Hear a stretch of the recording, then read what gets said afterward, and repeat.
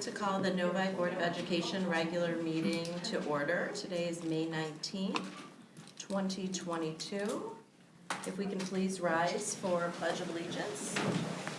I pledge allegiance to the flag of the United States of America and to the republic for which it stands, one nation, under God, indivisible, with liberty and justice for all.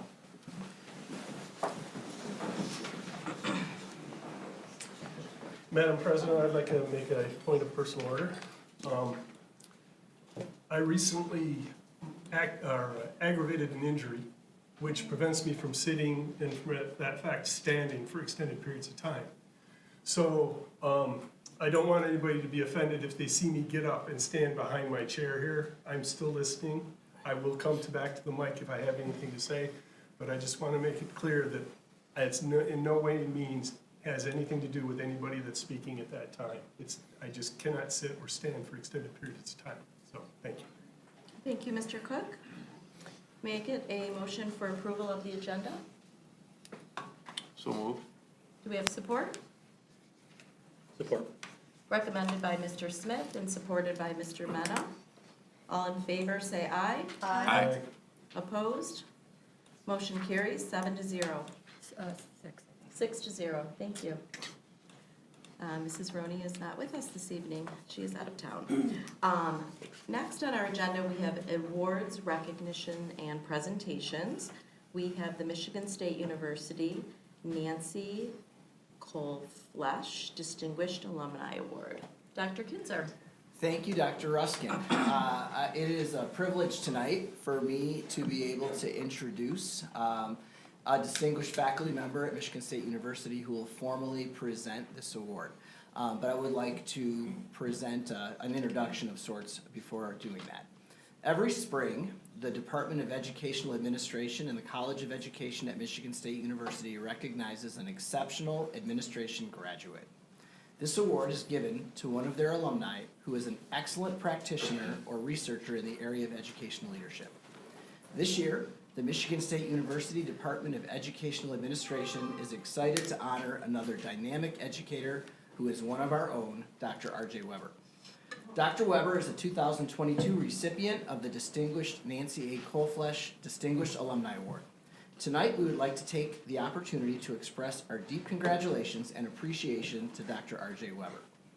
On behalf of the Novi Community School District, its students and staff, who are the real recipients of Dr. Weber's vision for the possibilities of what can be, his exceptional work and dedication to make it a reality. We'd like to convey our deepest expression of gratitude for Dr. Weber's 12-year journey toward a vision for the future for the Novi Community School District. I would like to introduce Dr. David Chapin. Dr. Chapin is a retired superintendent from the East Lansing Public Schools and a faculty member in the Michigan State University Doctor of Educational Leadership program. Thank you, Dr. Chapin. Thank you. Now I'm told him to speak from here, is that correct? That's great, thank you. All right, very good. So honestly, it's an honor to be here to present this award and represent the faculty, but just as importantly to be in the midst of your board meeting tonight. We think across the state very, very highly of the Novi Public Schools, or Novi Community School District, I gotta get that right. Very highly, great reputation across the state, and it's so fun for me to be here tonight.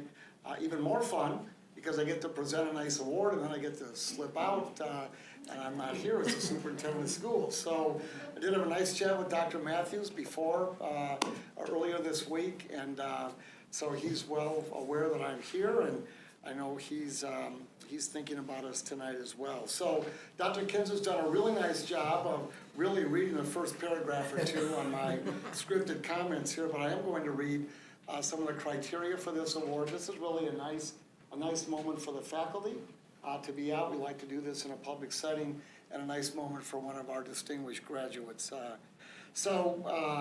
Our criteria, the Department of Ed Administration and the College of Education at Michigan State University established the Nancy A. Cole-Flesh Distinguished Alumni Award in 2014 to recognize an exceptional K-12 educational administration graduate. This award is given annually to alumni who are excellent practitioners or researchers in the area of educational leadership.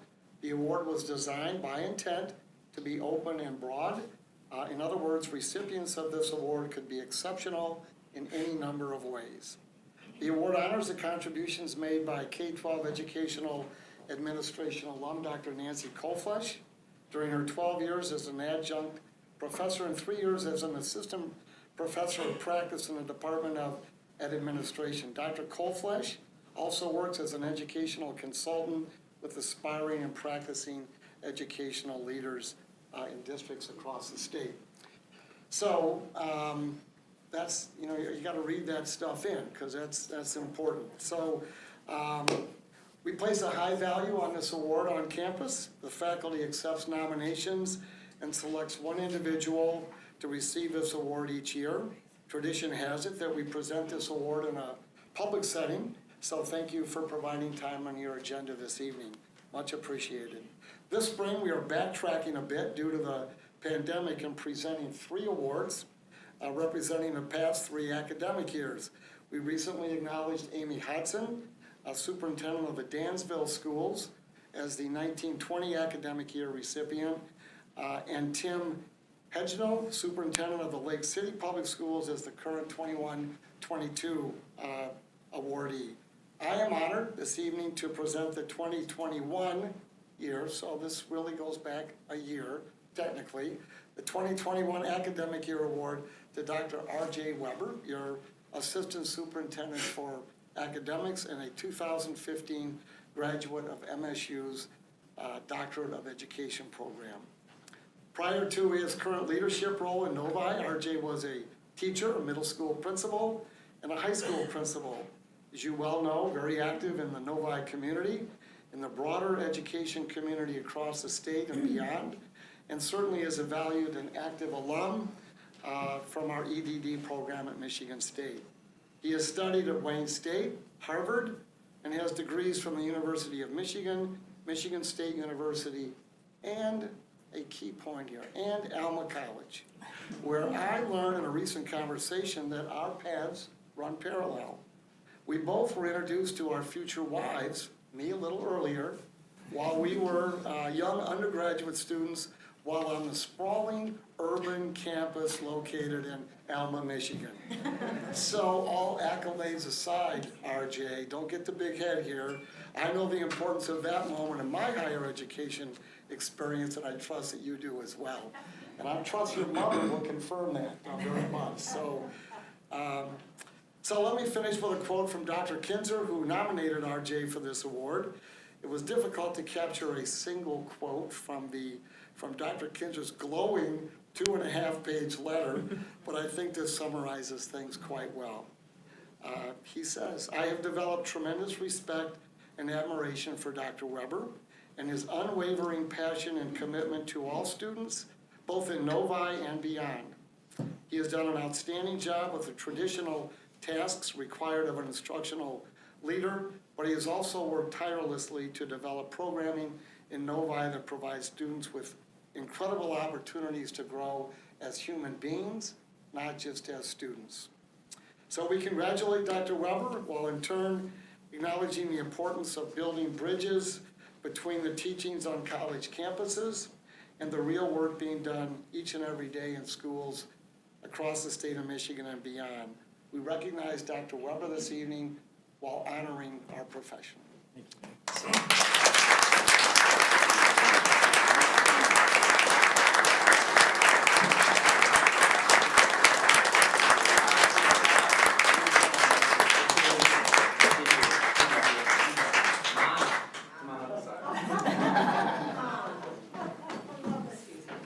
So, I'm not going to ask you to talk, it's all right. Can you hold it up so we can see it? Oh, yes, I will. Okay. So, first off, this, to me, this award represents the NCSD community. As I look at colleagues that I've had for 12 years, teachers, bus drivers, custodians, food service, just everything, David, this represents them.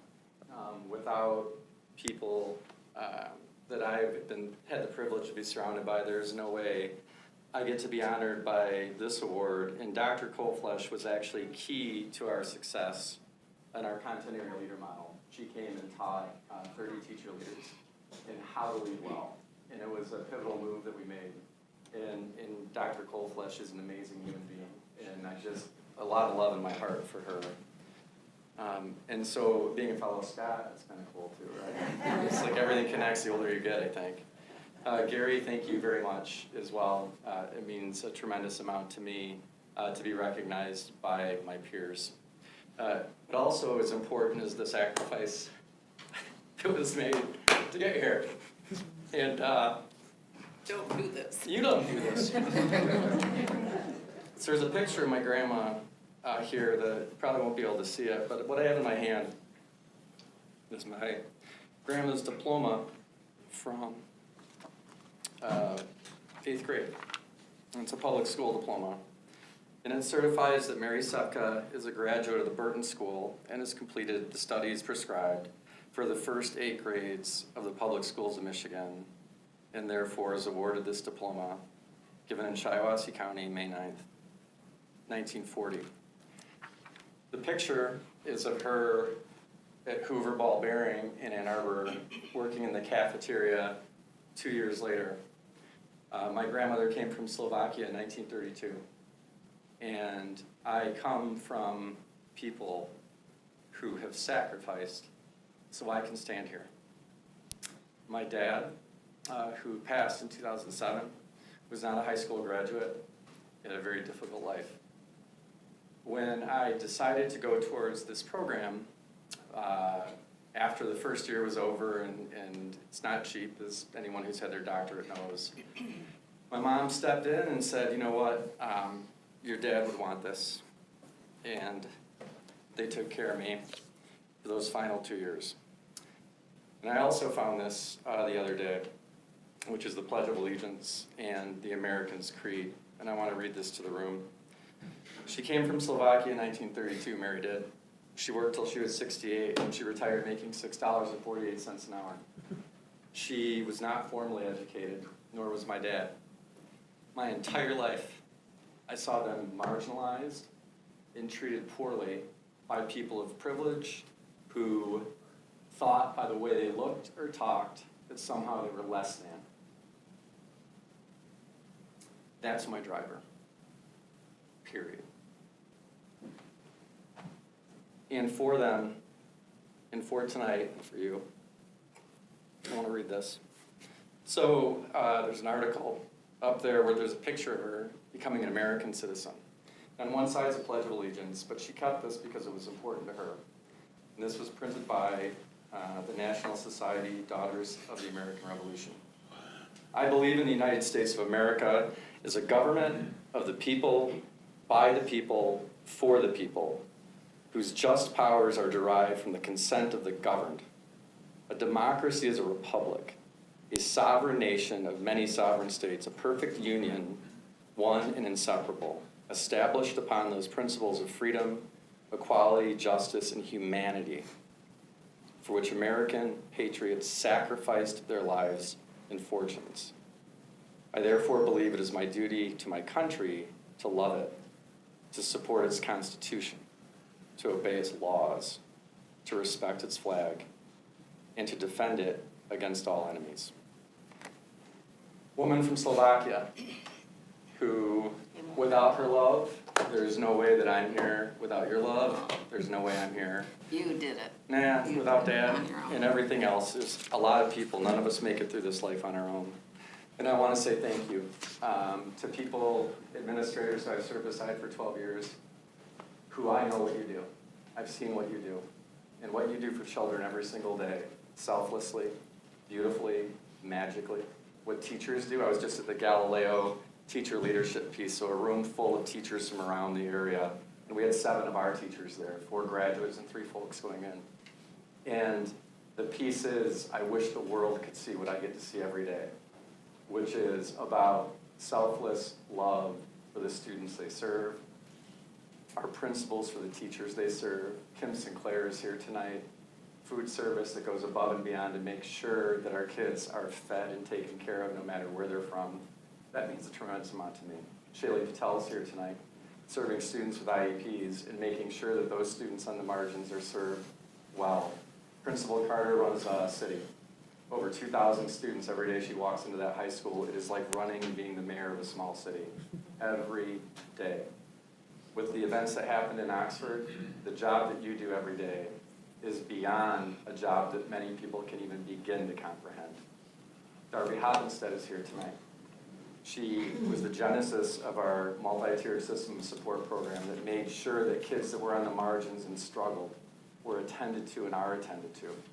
I would like to think that if Dad or Grandma had a district like Novi with people like this, that their lives may have been a little bit easier and a little bit less hard. And I love you, Mom. I love you. And thank you for everything. You've been there. You've taught me to fight.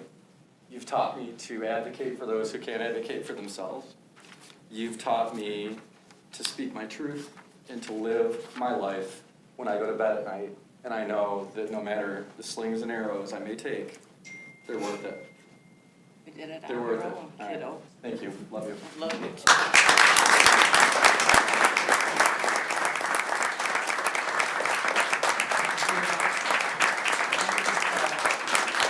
Any of the administrators or teachers in the room could just pop up really quick. I want to get a quick picture with Mom.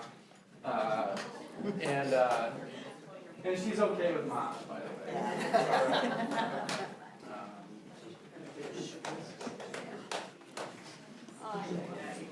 Yeah. All right. Thank you.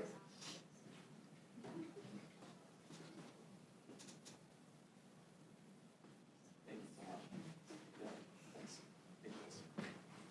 Yeah, thanks. Thanks.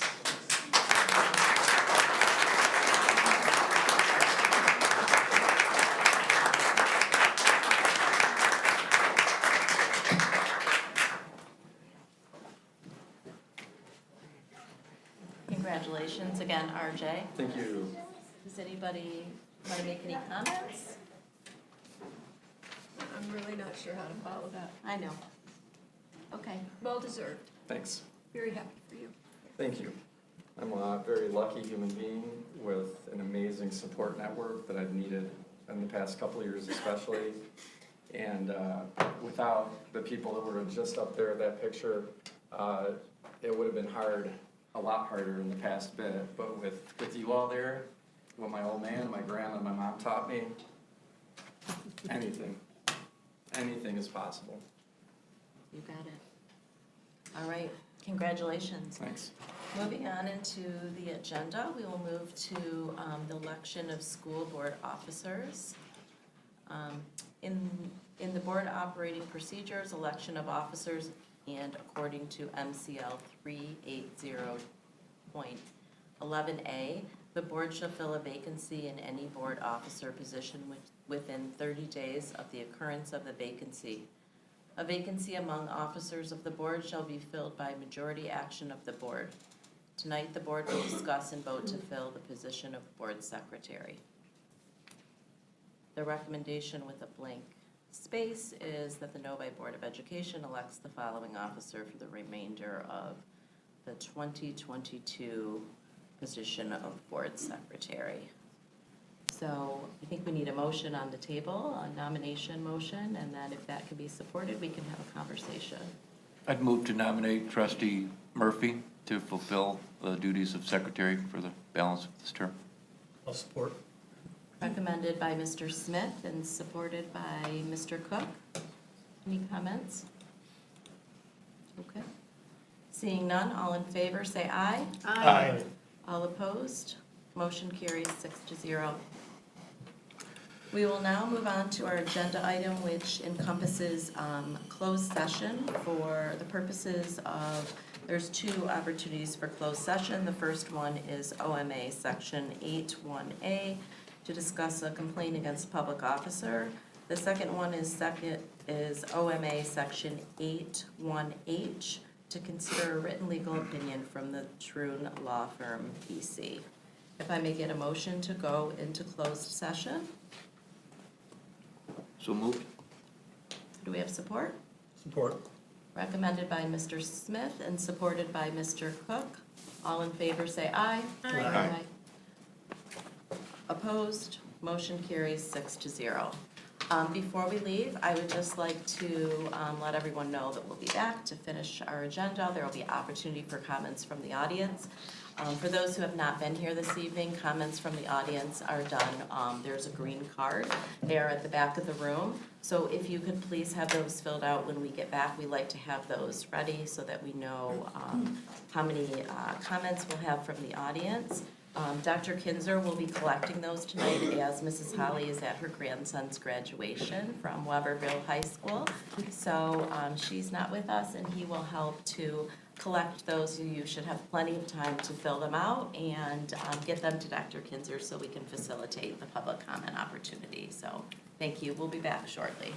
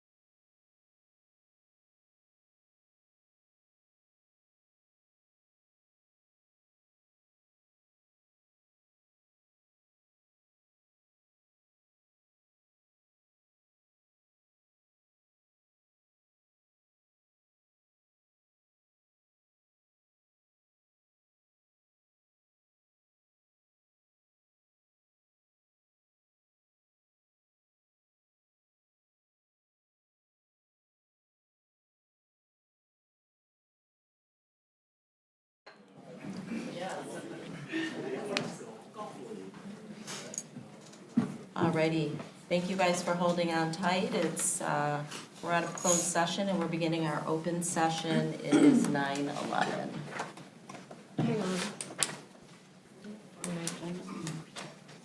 9/11, It's 9:11. okay.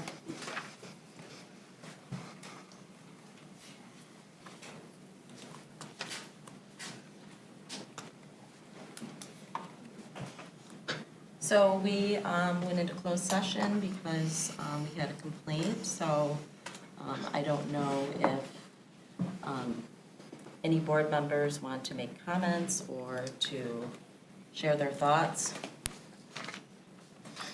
Well, or take action or make a motion, since we are not able to talk about that in closed session. okay. So I'm opening up the floor for that opportunity if that's something any board members would like to do. I'll make some comments. So, first, I would like to start by honoring Mr. Mena's contributions to so many of our extracurriculars. His volunteer work has been of value to this district and the students. I do not believe you would find anyone that would argue with that. I am in total agreement with so many of you who spoke about his efforts at the last meeting in that regard. Witnessed that firsthand as well. But Mr. Mena, the volunteer, is not what we're discussing here today. We all wear many hats, and the duties and responsibilities that come with the different roles we play within our work, our families, our community are different depending on that role. We are also not discussing whether or not Mr. Mena touched a student and the impact of her hair, and the impact of that on her. That was addressed at a previous meeting, and the consequences were voted on. That action is complete on the part of this board. I am going to take a couple minutes during our board communication to address something about that, if that's okay with you. During board communication, you're allowed to share what you would like. Okay. The additional discussion we had today became necessary, in my opinion, due to the behavior of Mr. Menace subsequent to and during the discussion on May 5th. Oh. Okay, I'm sorry. You want me to start over? Yes. Okay. I first want to start by honoring Mr. Mena's contributions to so many of our extracurriculars. His volunteer work has been of value to this district and the students. I do not believe you would find anyone that would argue with that. I am in total agreement with so many of you who have spoken about his efforts in that regard. A lot of you at the last meeting talking about his efforts as a volunteer and what that's meant. But Mr. Mena, the volunteer, is not what we're discussing here today. We all wear many hats, and the duties and responsibilities that come from the different roles we play within our work, our families, and our community are different depending on the role. We're also not discussing whether or not Mr. Mena touched a student's hair and the impact of that on her. That was addressed at a previous meeting, and the consequences were voted on. That action is complete on the part of this board. The additional discussion today became necessary, in my opinion, due to the behavior of Mr. Mena subsequent to and during the discussion on May 5th. According to our policy manual, the duties and responsibility of board members are elected to serve the interests of the school district and the entire school community. I believe Mr. Mena has lost sight of the interests of the district and the community and appears to be acting in his own interests at the expense of the district and community. The role of individual board members. The board acts as a whole and only at properly convened board meetings. An individual board member lacks independent authority and may not act for or on behalf of the board unless he has been specifically delegated authority by the board to act in a particular instance. Releasing the video or being complicit in it was done without the authority of this board. Board members' confidentiality. Board members will receive information that is not available to the general public. This includes information that is received during a closed session of the board. In order for the proper functioning of the board, an individual board member will not share confidential information without the prior authorization of the board or as may be required by law.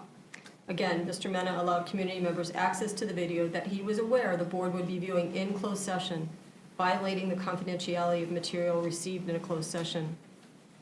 Additionally, we have a code of ethics in our procedures manual that board members are expected to abide by. I'm not going to read the entire document, but I'm going to highlight a few of note, followed by the perceived violation. Novi Community School District Board of Education will follow high ethical standards which have our students as their primary focus. This does not appear to be the primary focus for Mr. Mena at this time. Board members will promote the best interests of the district as a whole and will adhere to the following ethical standards and procedures. 1. Board members will bring about desired changes through legal and ethical procedures, upholding and enforcing all laws, administrative rules and regulations, court orders pertaining to schools and school districts' policies and procedures, the procedures I just referenced.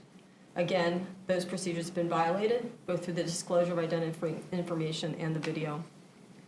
3, board members will represent all school district constituents honestly and equally, refuse to surrender responsibility to any partisan principal group or interest. At this point, Mr. Mena has surrendered his responsibilities as a board member to his own interests.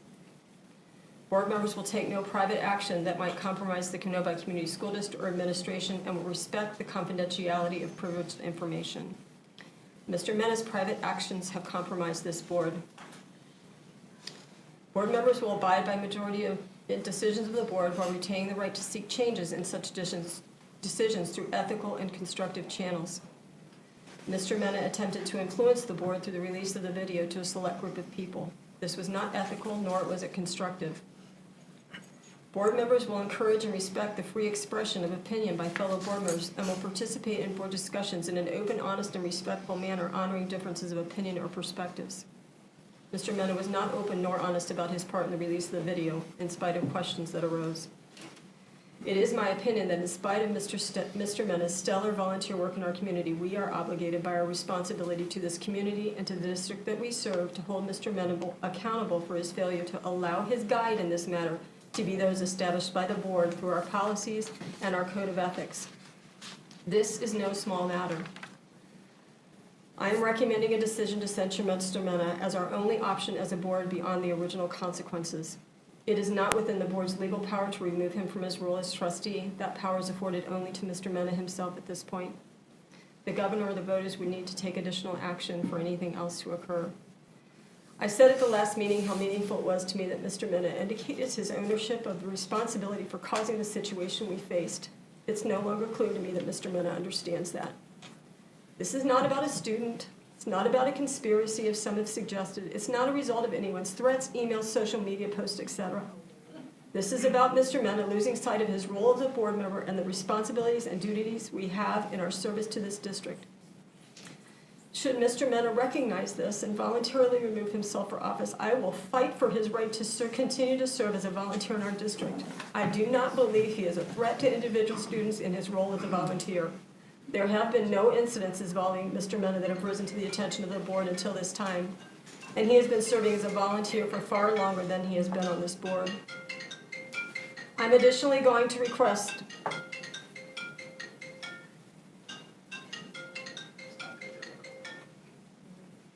Thank you. I'm additionally going to request that you as community members, regardless of how this vote occurs, cease in vilifying one another, any board members and Mr. Mena. We have a superintendent to hire, and I believe you all want us to find the best candidate for the district. I fear that our ability to do so may be further compromised by any additional public discord. Please consider this. We all need to do our part to ensure that the future of this district is what every one of our students deserve. Thank you for allowing me the time. I appreciate the attentiveness and the effort to listen open-mindedly. I also thank you for continued support of the work we had ahead of us. So I am recommending censure for Mr. Mena for his action. Is there support? I support. The motion on the table is censure for Mr. Mena, recommended by Mrs. Murphy and supported by Mr. Smith. I think that we should take a roll call vote. Mrs. Murphy, if you would do that Are for there other us. board members that would like to make comments? I wasn't suggesting a vote right now, but I think that we will take a roll call vote.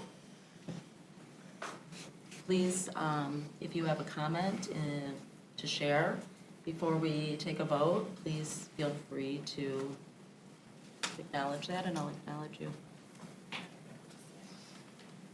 You guys, this situation stinks. Just really stinks. I said at our last meeting that I'd be cool if my son Thomas wanted to go out fishing with Willie. It's not a concern of mine. But we all sit in here, I saw Mr. Woods earlier, Dewan stands at that podium on a regular basis and talks about how our community needs to come together. It's like I have ears. I can hear people. Snide comments. I've sat at this table, and what's funny is the people making snide comments at me months ago, years ago, were telling me I was a hero. Because I sat up here and I was 1 vote out of 7 trying to get our kids back in school. Everyone else wanted our kids out of school. Everyone else wanted our kids in masks. And I was 1 versus 7. But yet somehow 2 weeks ago, I became spineless. That's our community. We hear the snide remarks. We hear the conversations. We hear the chuckles. We hear the maybe. We're not stupid, and neither are you. We spend, as a board, hours and hours and hours together. We certainly don't always agree.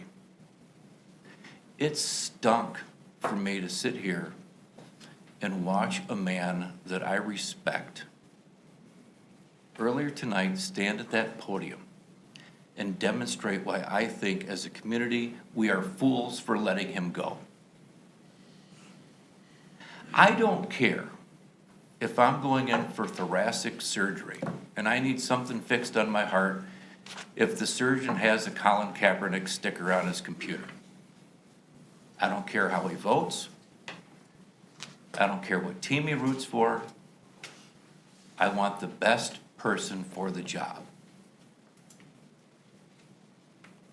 We're letting some of our opinions, which we all have, cloud some filters that we all, I think, should embrace. You want my chair? You know what sucks is how many people in our community ran against the 3 trustees that ran for public office in this last election? 0. None of you want my chair. None of you want to sit here until 1:15 in the morning. You guys at least got that pizza. This isn't a job. Some of your job is, this ain't a job. This is not a job. My job sucks right now. Excuse me? So, it's not easy. But either we come together or we don't. We don't always agree. But I can't be one thing one day and something different another. At least I don't see that. It was painful to sit here a couple weeks ago and be told by other people that I had seen something that I hadn't seen. I was told I'd seen the video. I hadn't. We were all supposed to see it together that evening. That didn't happen. So we're relatively limited as I see it. So that's my comment. I stand by my support. And excuse my language if it was strong. I'm obviously passionate and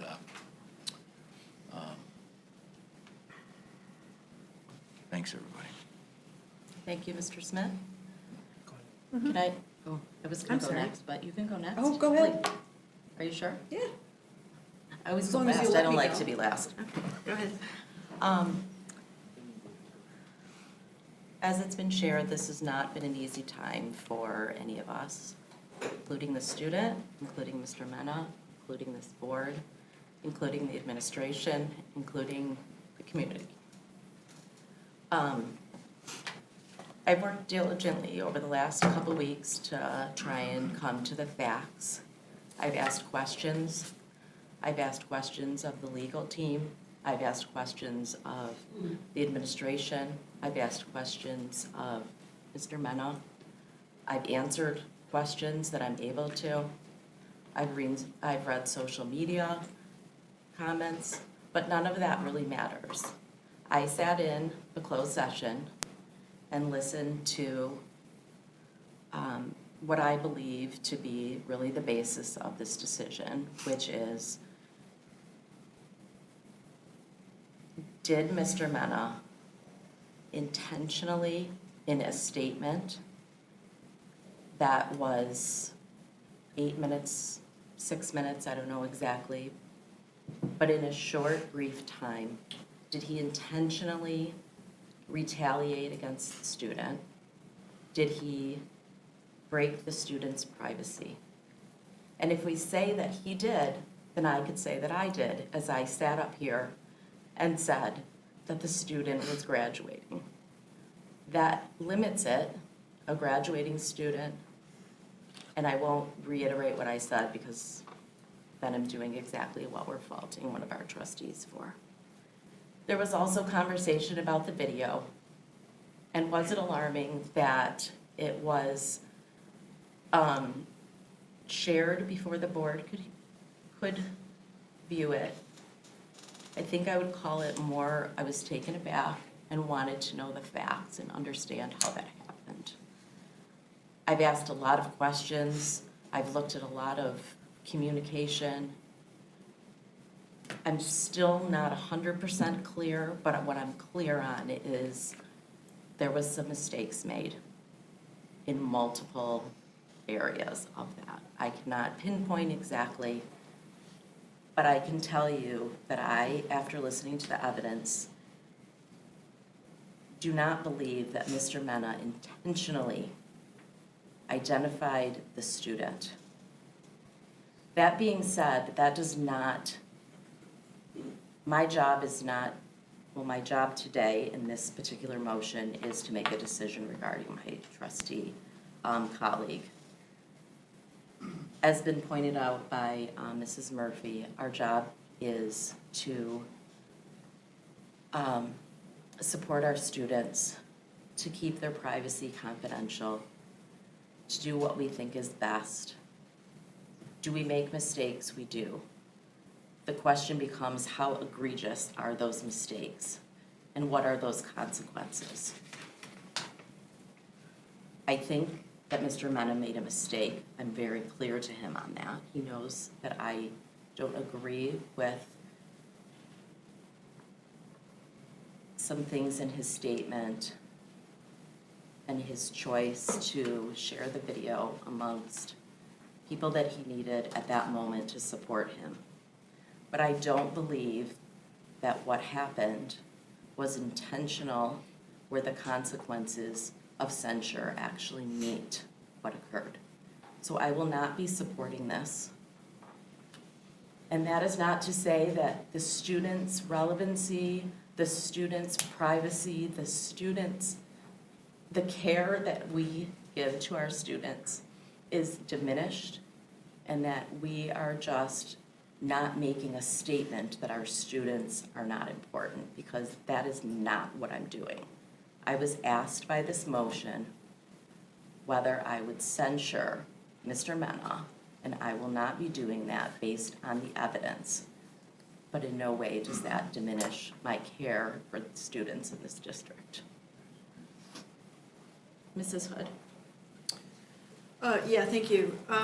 So last night I sent an email, just a standalone email to President Ruskin that said, in part, as a trustee of a public school district, I wanted to reiterate my position to her from an email that I sent May 7th. And May 7th was 2 days after our last closed session and our vote. So it was dated May 7th, but I wanted to reiterate that I believe Mr. Mena and/or his attorney violated, through their actions, a student's privacy on or before May 5th. They released the unredacted video of his interaction with the student, and Mr. Mena described the student in his comments at the board table on May 5th so that the student might be identified. I believe Mr. Mena showed the video or facilitated it being shown to select community members. This created a potential retaliatory environment against the student and others in the community and did damage to this school district. I believe that Mr. Mena believed that he was protecting himself was more important than protecting the student and our district. It is now 2 weeks later, and the board has done nothing to address his actions. I believe Mr. Mena should be subject to a motion of censure at the board table for his violation of this student's privacy rights, for bringing dishonor to the Novi Board of Education, for acting in less than good faith in the closed session on May 5th by not disclosing to board members that he or his attorney released the unredacted video to the public, and for establishing doubt in every Novi parent's mind that if their student reports an inappropriate action by an adult, there will be meager consequences from the board, and that their child may be subject to retaliatory actions by board members and community members. The Board of Education is here to establish policies and foster a district-wide culture of unity and well-being.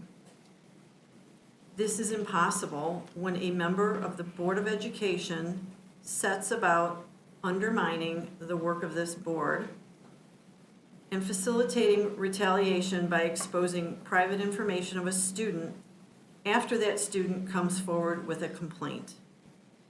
It would not be tolerated in a professional environment when everyone is an adult. It should not be acceptable in a school environment. This district and this community have suffered from the actions of Mr. Mena. Thank you. Thank you, Mrs. Hood. Mr. Cook? First of all, I'd like to start out and thank Dr. Ruskin for remaining as neutral as she can. She answered every question that was put before her. She answered it factually as best she could. If she couldn't, she went and got the answers and backed that up with data and information. So I commend her on how she has handled this to this point. The actions that we're discussing here, I look at as the information. We all swore, all 7 of us, 6 of us are at the table tonight, but all 7 of us swore to uphold an oath of office. That means we uphold the law above everything else. And holding somebody to an ethical rule that is not within the law, because I don't know about all of you, but my ethics class in college studied nothing but the Constitution. Okay? The facts I see, and I see contradicting facts on both sides, but the facts I see don't constitute censure for Mr. Mena. I think that it is a punishment that is far outweighs what he did, making a public statement, releasing a video that, or showing a video that some say was FOIA'd, some say it was not. So until some of that can be resolved, I do not believe censure is appropriate for what has taken place, so I will not be supporting this motion. Thank you, Mr. Cook. So since everybody's had an opportunity to speak, Mr. Mena, would you like to make a comment, or you're comfortable? No. Okay. Would you like me to do a roll call? I would. Okay. Mr. Cook? No. Mr. Mena? No. Trying to do alphabetical order in my head. Sorry, Kathy. Mrs. Hood? Yes. Mrs. Murphy? Yes. Dr. Ruskin? No. Mr. Smith? Yes. Motion, you get to say. Motion fails, 3-3. Yes?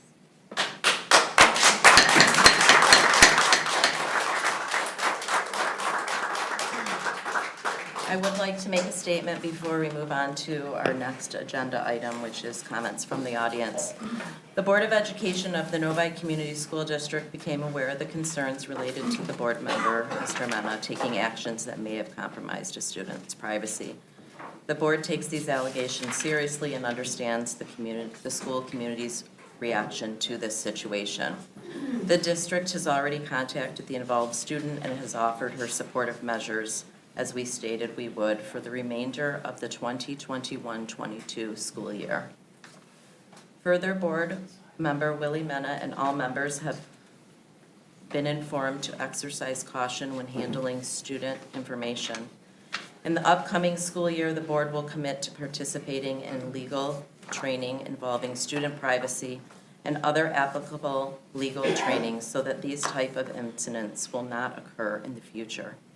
The board appreciates all the feedback received from the school community and will continue to work together with students, staff, and community stakeholders for the protection of all students.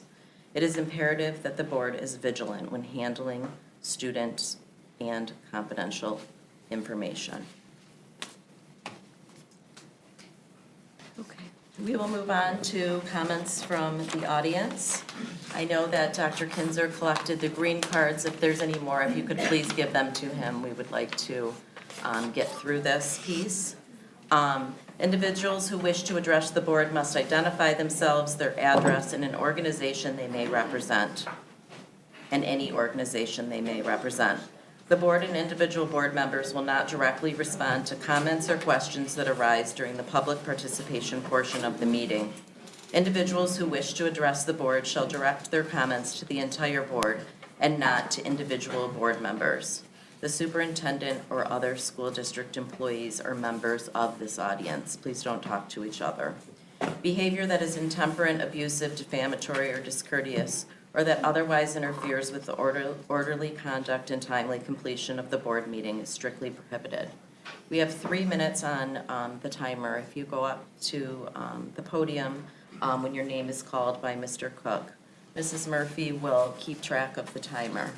I also want to add an additional point, and I encourage you to please be mindful of the student if you have any comments in relation to the conversation that we just had our closed session on.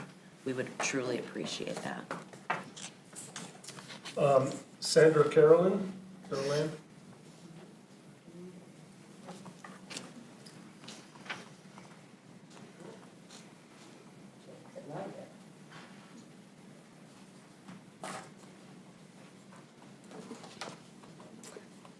My name is Sandra Carlan. I'm from 1661 Harbor Cove in Novi. Hadn't planned on being first. I thought I'd put mine on the bottom, but anyway, I would like to address a couple of things. One is student privacy.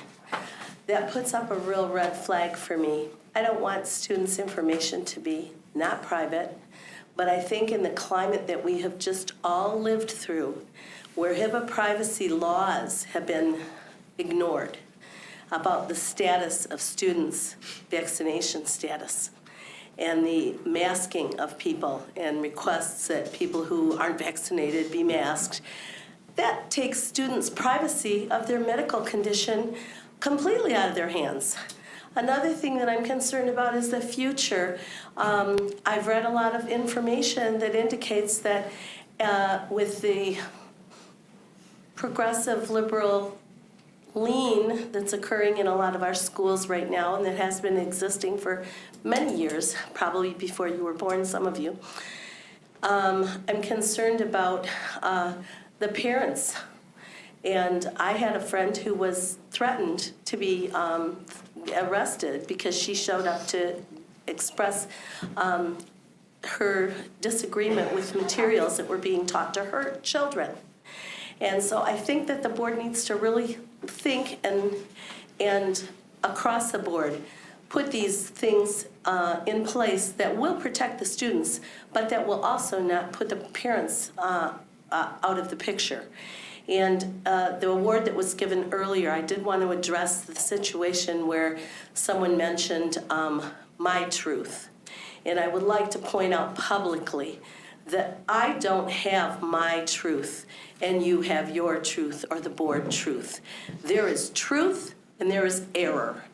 And a lot of times this board has acted, I believe, based on error. You know, there's things going on in our country where people act like they don't even know what a woman is. This is error. And my truth and your truth, there's truth and there's error, and I would encourage the board to stick with truth. And if it's true that Mr. Mena did not harm this student in any way, and those of you who have a lot more information than I do about it have agreed that there was no law breaking there, I think that this man should be allowed to face his accusers and put evidence there so that he won't be the victim of this constant allegations about people that maybe hold a different viewpoint than other people on the board and are willing to stand up for that viewpoint. Thank you.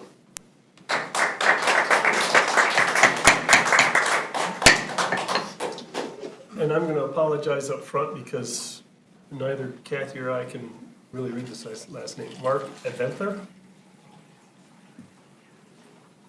Did I get that right? Close. Thank you. Mark Gunther, 45257 Yorkshire Drive in Novi. Yeah, I'll keep it short. You know, I think the board had a tough job today. I'm one of the many people here supporting Willie. I've known him and his family for 20 years, a neighbor, and I really think the things that he's done for the community, all the volunteer, the scorekeeping, the track timekeeping. I know it's been mentioned, you know, he does a tremendous amount of things for the community, for his family, and I know if there were more Willies in the world, it'd be a better place. So I don't want to rehash. You know, I think it was a tough decision. I don't know all the things that the board knows, but I do think the right decision was made today. And I just want to stand for Willie and say it's been very tough on him. I can't imagine, you know, being on the front of the local newspaper, all your friends and neighbors seeing this. I think it's tough, and he's really fighting to you know, put this in a good spot, and I think it's tough on him. So, thank you. I won't tie up any more time. Thank you.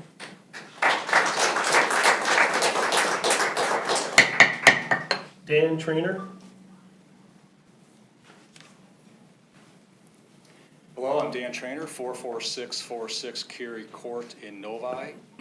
And I just want to echo, I really appreciated some of the analysis and comments, insights that were given to us this evening by the board members. From what I've heard and from what I've been able to analyze in a brief period of time, I agree with the vote of no censure. I don't think there's anything here that rises to that level. We heard some comments that some mistakes were made, and also that there was involvement of an attorney here, and I don't know that how you would hold Willie personally responsible for actions of legal counsel. I did take exception to comments concerning Mr. Mena that he would do anything that was retaliatory or intentional. I didn't see anything previously that was put in the public domain or that I heard here tonight that even comes close to rising to that level. I think that people that are making those sorts of accusations really need to take a hard look at themselves and their own behavior because everybody makes mistakes from time to time. And also to say that his behavior, he put himself in front of that for the interest of the school district and his responsibilities as a member of the board. I think I found those to be beyond the pale. And in this instance, he was personally accused of something, and yet by that standard, that litmus test, apparently he's not allowed to try to defend himself from those accusations. Would anybody else allow themselves to be dragged through the mud like this and not stand up for themselves? I found that to just be really, really beyond belief that somebody would make statements like that. Again, I appreciate the analysis that was given. I support the vote of no censure. And let's move on from this. This is a gentleman that was elected to this position by the representatives of this school district, and he should be able to maintain his position. And I know it's already water under the bridge, but I think having him removed from committees or not allowed to attend school events is ridiculous. If there was ever a situation that could have been solved by a simple, sincere apology for an unintentional touching of somebody's hair, this is that situation. And how it got blown out of proportion like this, again, I think some members of this board were really enabling that, and I really wonder what personal animus some of you have against Mr. Mena. Because anybody else from outside of this district that isn't in this bubble right now would find this to be absurd and ridiculous, what you've put this man through. And I really appreciate the privacy interest. I don't know the student. If it's in the public domain, I haven't seen it. I'm not trying to find it either. But that situation should have been addressed. An apology would have done it. And here we are weeks, months later, still addressing this. Again, don't really appreciate the animus against Mr. Mena. So I do value the people that reasoned us through and voted for no censure. Thank you.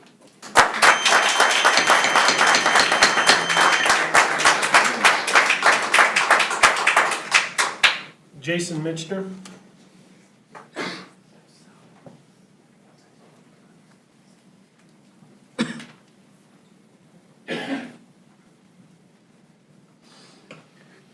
Good evening, Board. Jason Mitchner, Novi resident.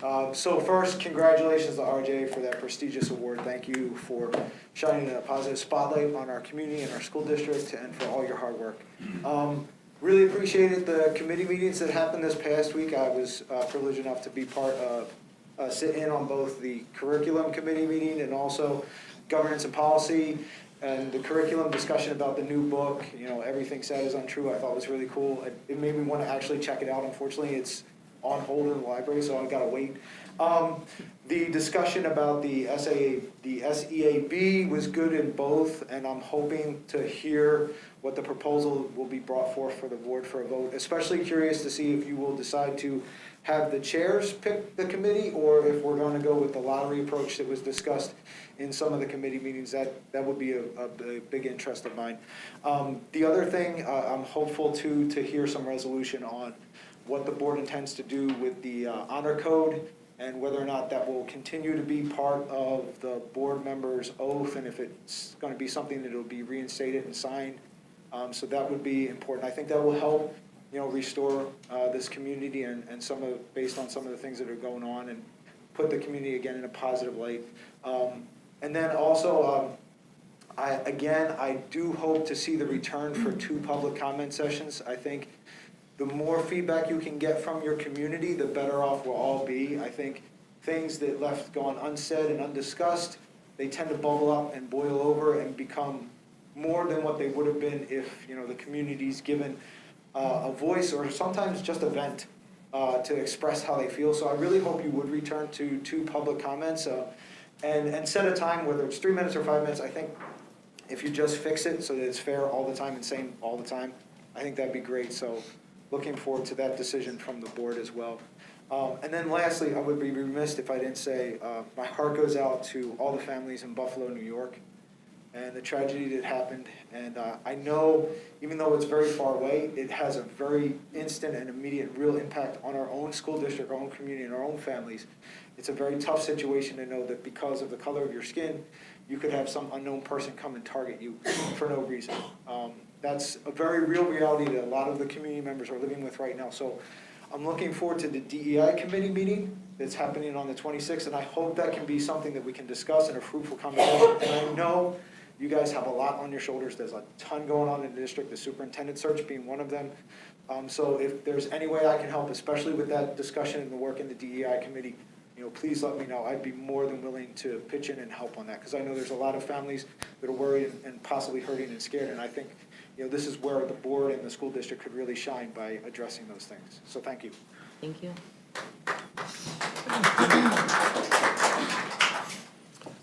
David Landry.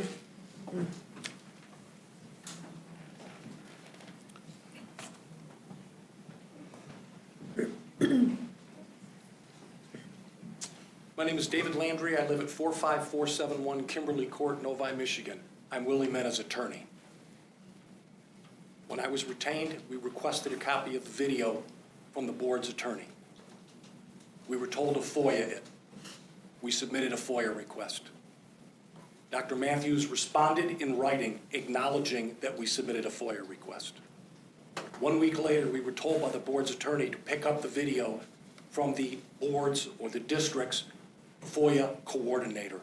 We picked up the video from the FOIA coordinator as a public document. That's what FOIA is all about, a public document. My office did not release the video to anybody. Willie Mena did not release a copy of the video to anybody. If he did, why haven't we seen it? Showed it to a couple people. He didn't give a copy to anybody. So I want to clear that up right now. Thank you very much for your actions. Tonight, I don't envy any of you. I have sat in every single one of those chairs that you sat in, and I think you did the right thing by not censuring this man. It is a crime what has happened to him and his reputation. He doesn't deserve it. Thank you.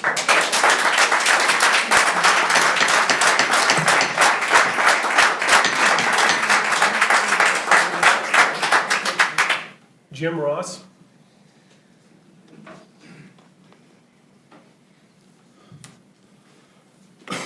Jim Ross. I'm a Novi resident. I've lived in Novi for over 30 years.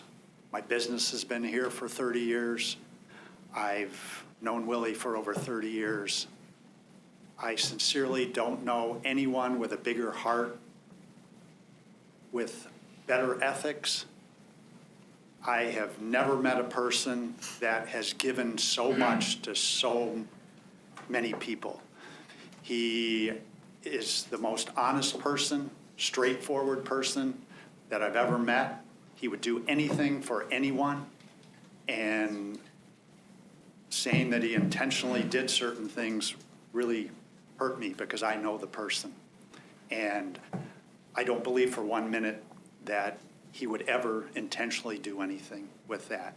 He's given of his time, he's given of, even when his kids aren't in sports, I'm amazed every time I speak with him. When things were bad during the COVID years and my business was shut down, who was the first person that called, said, "What can I do for you?" Willie was over there with me finding plexiglass. We were putting things up. He's helped my kids. I've known his kids, and he's helped my kids through Cub Scouts and Pinewood Derbies and helped through the churches. He is just a very, very giving person. And I feel that, much like some of the other people that mentioned things, that this got so blown out of proportion, I think it could have been handled in a much better way. I look at things and feel like we're in an academic situation where competition with these kids is immense. This world is changing quickly. The kids need skills. They need to know how to cope in this world, and we're wasting time doing this. And to me, it's ridiculous. I understand you're in a hard situation, and I know all of you give of your time, and I appreciate that. And living here for 30 years, I've never attended a board meeting before, and I've always appreciated all the time that people give to that. And I respect everyone's differing opinions, and I think that's what we're about, to listen to different opinions and to be able to come to a decision. And I agree with the decision you've come to, but thank you for knowing all the facts and bringing things together, and I appreciate that. I feel bad for my friend that he's had to go through this, and I feel bad for any, with the student and any compromise, but thank you.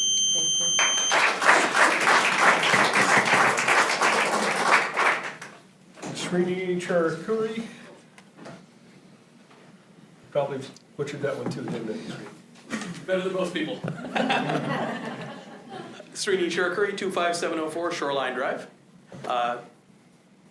So what have we seen here over the past few weeks? This is a very active, engaged board.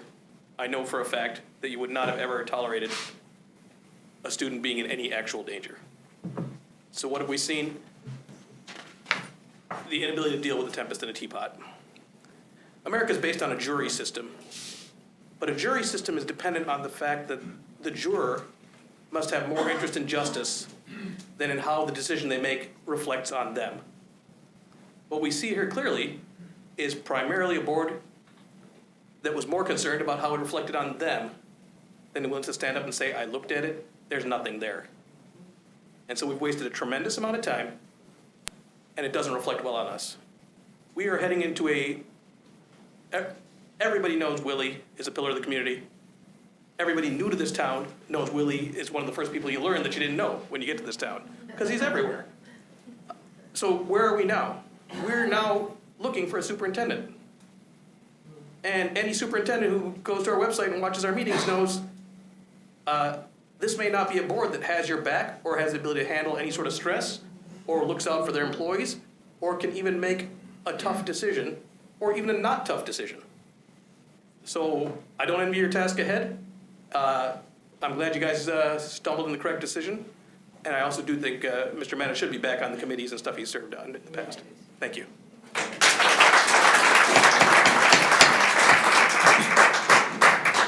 Dr. Rittering? I hope I got that one right too. Hi there. I live on Brook Forest in Novi. I have 2 children who are recent graduates and still one that's in high school. I have been involved in leadership roles for the past 20 years. I've been appointed to a public board, just like all of you. The difference was I was appointed, not elected. But it also regulated policy. And that being said, first I want to commend all of you and recognize how difficult your jobs really are. It's hard to sit up there and take and hear criticism day after day from the public. And lots of times you don't hear the good things that you are doing. With that being said, I'm also the director of a large department in a hospital, a local hospital.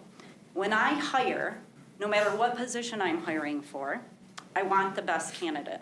I encourage people to ask other employees about what it's like in our department and things like that. It concerns me that you're looking for a superintendent, like the last gentleman said, who may go to the website, who may talk to members in the community and talk about what a mess the board is right now and how things are not getting done for our students. It is very, very concerning to me. From what I can tell, there's a lot of shenanigans going on, including the current attack on the school board member. That's what it looks like to me, is an attack on a school board member. I don't see him being supported by many of his fellow trustees, and that's hard. The poor man, as somebody else said, has been dragged through the mud. I have volunteered and been at school events with Mr. Mena, and I have never seen a more dedicated, more proud individual. He loves interacting with the students.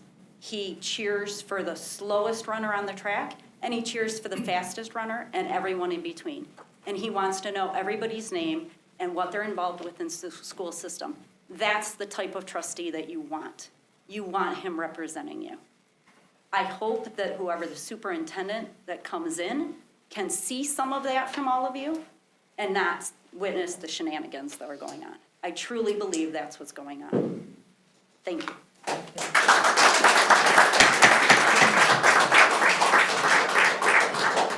Daniel Lawless, sorry. You It's wrote all it right, so I have small. terrible handwriting, I know. My name's Daniel Lawless. I live on Heatherwood Drive in Novi. My initial remarks that I prepared were to discuss the lack of process that we've seen on this board in the last 2 months. This board's leadership that we count on has been weak, and it's been indecisive. You failed to take any action and let Dr. Weber slip through our fingers. And we have people on this board and in this community that are upset about that. And I mean, it's your own fault for not taking action and not having a plan to follow through. But nothing can trump this kangaroo court that we saw tonight. You guys took a motion and a vote on censoring Mr. Mena when you only and openly admit that you don't even have the facts. You didn't know where the video came from or who shared it. I mean, one of the trustees said that you guys still didn't know, and he wanted to get to the bottom of it. How can you rush to judgment and not give this man due process? He's a pillar of the community. He's done more for this school district and the students than anyone else I know. And I don't have the pleasure of knowing him that well. But everywhere you go and everywhere you see a school activity, there's Mr. Mena volunteering, helping. And you saw countless people come in the last few weeks supporting him. But you guys are rushing to judgment without all the facts, without a process in place that protects his rights. I mean, we're all concerned about the student. We don't want any student in danger. But if a student was in danger, why would you let him continue to see students for more than 2 months after this allegation was made? Why did it take till April for you guys to, stop him from seeing students and being with the students?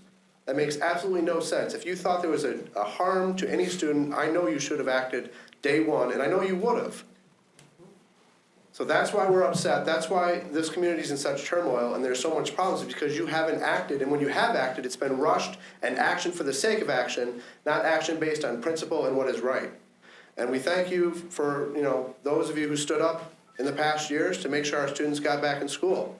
We appreciate you doing that. That was the right thing to do. But it doesn't mean you can't do the right thing today. And if you don't do the right thing today, then we're going to be upset about it. So we're very glad that you did the right thing a couple years ago. Thank you. And we hope that you will continue to do more right things and find a great superintendent, which will be more difficult now. And most of all, we'd like to express our support of Mr. Mena and all he has done. And we hope that he sticks around for as long as he possibly can, because we support him and we have his back. Thank you. I think we have one more grabbing while we were talking. We have one what? I thought we had somebody else grab one while we were talking. Any additional cards, please?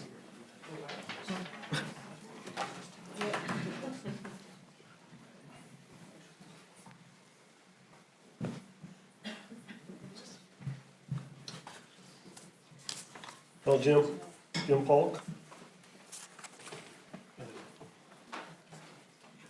I don't usually speak at things like this. I don't know Mr. Mena well enough to refer to him as Willie, but a year ago or so, I belonged to 2 online Facebook groups. One was Novi, Northville Racial Awareness Group. The other one, I wish I could remember the name. They were both hot after his ass. I think that's what we're witnessing here today. Sorry. Pardon me, I'm sorry. Thank you. I think, had any one of you been accused, and I've seen accusations of creepy old man online. Had any one of you been facing the same thing, you'd have showed that video to a few trusted people. By their reaction, I think we can all be confident that this was no Joe Biden sniff down. I think we can trust Mr. Mena. Thank you.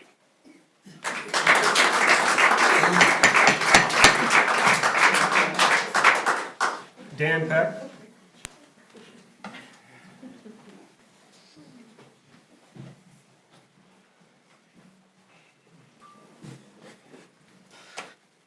Good evening. My name's Dan Peck. I have 3 daughters in Novi Woods. First, a quick procedural question. I hope you can clarify later. Why was Trustee Mena afforded a vote in the motion to censure after he had to abstain in the last meeting? So, regardless of your personal viewpoint, I think everyone here can acknowledge the board has committed significant time, energy, and resources to addressing recent complaints. It's been stressful just observing. I can't imagine being involved. But I'm compelled this evening to remind you that, while important and heart-wrenching, these events have been a distraction. In your own words, selecting a superintendent is your most important job, but in your actions, it's taken a back seat. With respect to the parties involved, the hours spent on an interaction with one student is time and effort stolen from the other 6,500 students counting on you to choose their new leader. The balance of time invested to date isn't comparable. The effort we've seen you put into a decision is admirable. and I look forward to seeing you tackle the superintendent challenge with the same focus and dedication. Let us know how we can help. Thank you, each of you, for your service. Thank you.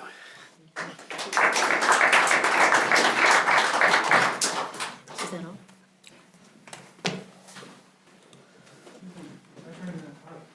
Oh, you did? Okay. I had one blank one, so. Everybody else is ready. Go ahead. Well, we're going to give you the opportunity to speak. And-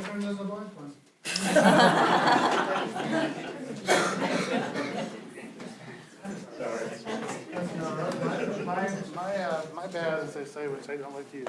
Raj Schlesman. Yeah, Raj Schlesman, 100 Pleasant Cove Drive. I had a number of things to talk about tonight, but I'm just gonna focus on the one. One of the things that I take to heart is it's not about a person's personality or what they've done in the past, or whatever.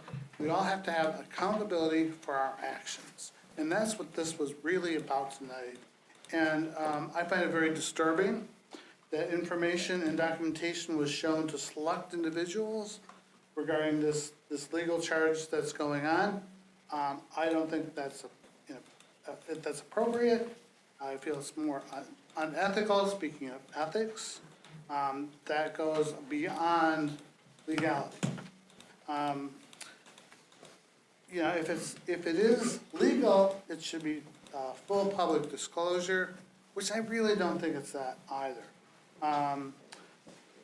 The acknowledgement that's occurred was only revealed by an audience comment, which identified individuals. It's been mentioned during other meetings, the board needs to work to regain trust of the community. And I don't think that's just for the audience here, I think that's the community. So I support that we keep working towards that. I don't envy your jobs. I know it's very difficult.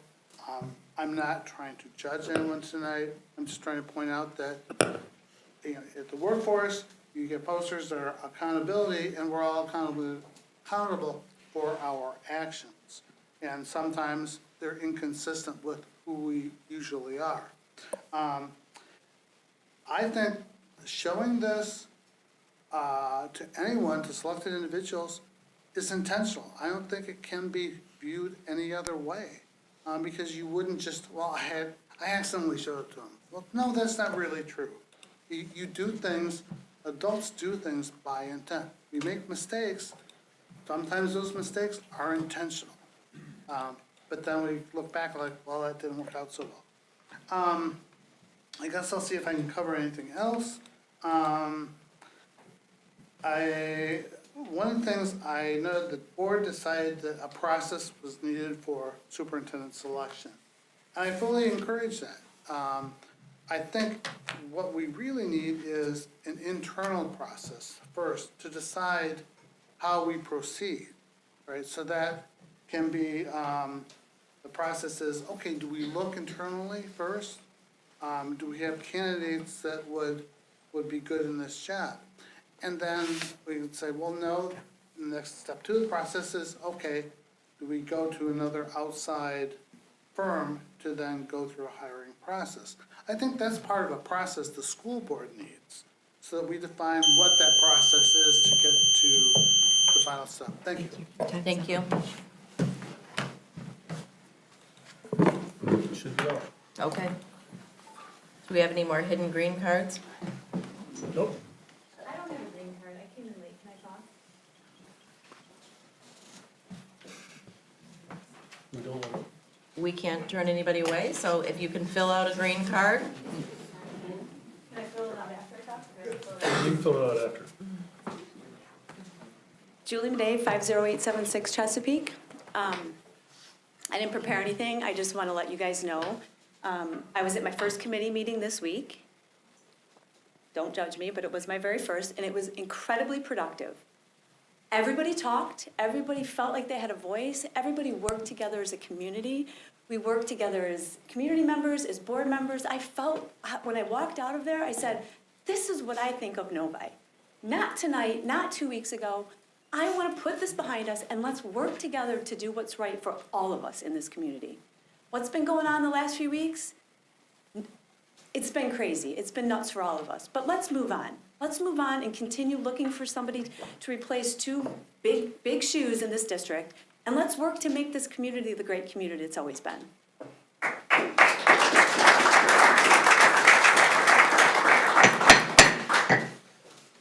Don't forget to fill out your green card.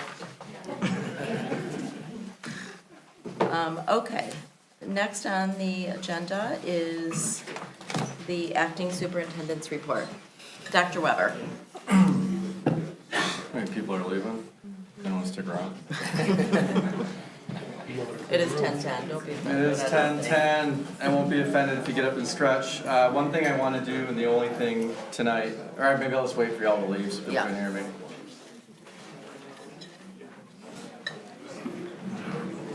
If you guys are leaving, please make sure you clear the room so that we can continue with our board meeting.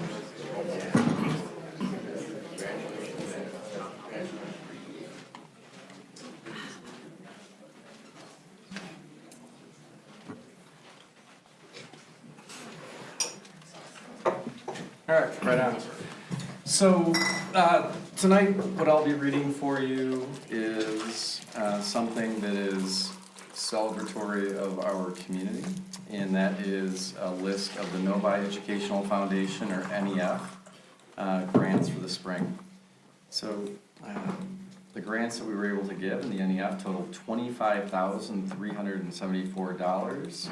Thank you to the generosity of anybody who's given to the NEF. We'll start with grant recipients, second grade team, Sherry Grissinger, Vanessa Saban, Jill Armstrong, Christine Mint, and Shannon Ager. And they're at Deerfield, and those are relaxation stations. Space will help to reduce negative emotions or too much sensory input by providing a calming visual, auditory, and tactile experience to help students to de-stress. This area will be used to help students de-escalate and emotionally reset and be ready to learn and rejoin a group. So thank you, those teachers. And also for folks who don't know about the NEF, when the NEF gives grants, they're actually teacher-created grants. I think some folks have the idea that the NEF sits down and decides what they're going to give on their own, but every grant is given because a teacher in our district has applied for said grant. And so then the NEF gets together and weighs out what can they do to afford what grants, what ones seem to make the most sense, and so on. So just a little primer there for some folks who might not understand how these grants work. They are all teacher initiated. Anthony Lucricchio, this is going to be a huge one. This is Screenwise, a webinar for families to increase student and parent understanding. We're bringing the author of the book Screenwise to the district. I've started to read the book myself, and I would highly recommend it to any parents on digital citizenship. And that was a $3,500 grant from the NEF. Stephanie Hawkins, ECEC, at Early Childhood Center, Fine Motor Fanatics. They're fine motor manipulatives, $410. Megan Chapin-Dubé, Inclusive Children's Books for Early Education, that's $700. Matthew Dickerman, Nintendo Switch Games, hey, I want to go there, for students with special needs, that's $110. Dave Bellinger at Novi High School, looks like he's bringing his skating program from Village Oaks up to the high school, that's fantastic. And the NEF supported him in a $7,000 grant.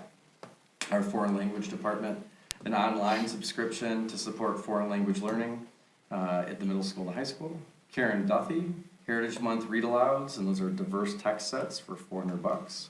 Carrie Grimm, Governing Meadows, Student Experience Government through Project-Based Learning, and that's $1,500.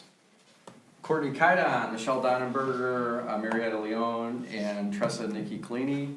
Game On, take-home math game bags. Take-home math games for 4th grade students, that's $870. Laura Mardigian at Orchard Hills, great kindergarten teacher there, building our math toolboxes, individual math toolboxes for kindergarten students, and that's $2,300. Renee Gant, Melissa Cyrus, Carly Nisa, Erica Holman, and Julie Allison at Parkview. Multiple manipulations of magnets, magnetic tools, including magnetic bars, tiles to be used by students to build models or shapes, as well as work on creativity skills, problem-solving skills, motor skills, communication skills, and collaboration skills, $750. Sabrina Sweeney at PV, a bass xylophone. It's about as big as this table. I don't know about how big is a bass xylophone. Anyone know? No. Anyone? Big. Bueller? Okay. It's, that one right there is $1,500. Carly Taub and Emily Lund, diverse classroom books, building new teacher libraries with diverse books, $1,000.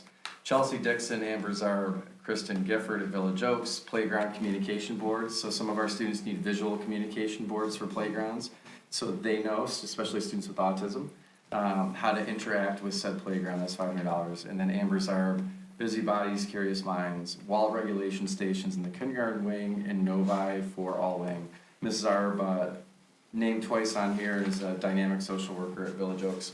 Prior to coming tonight, I had the distinct pleasure of attending the Galileo graduation and induction. So it's a teacher leadership program, and it was wonderful to see all of our teachers there. I'll post that out on pictures and send them to Mr. Sipple as well.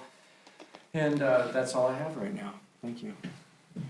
Thank you, Dr. Weber. You got it. Dr. Weber, I really appreciate you listing the grants that have been given to the community, the district, and some of those sound like very good things. And you know, thank you for presenting that to the board tonight. You're welcome.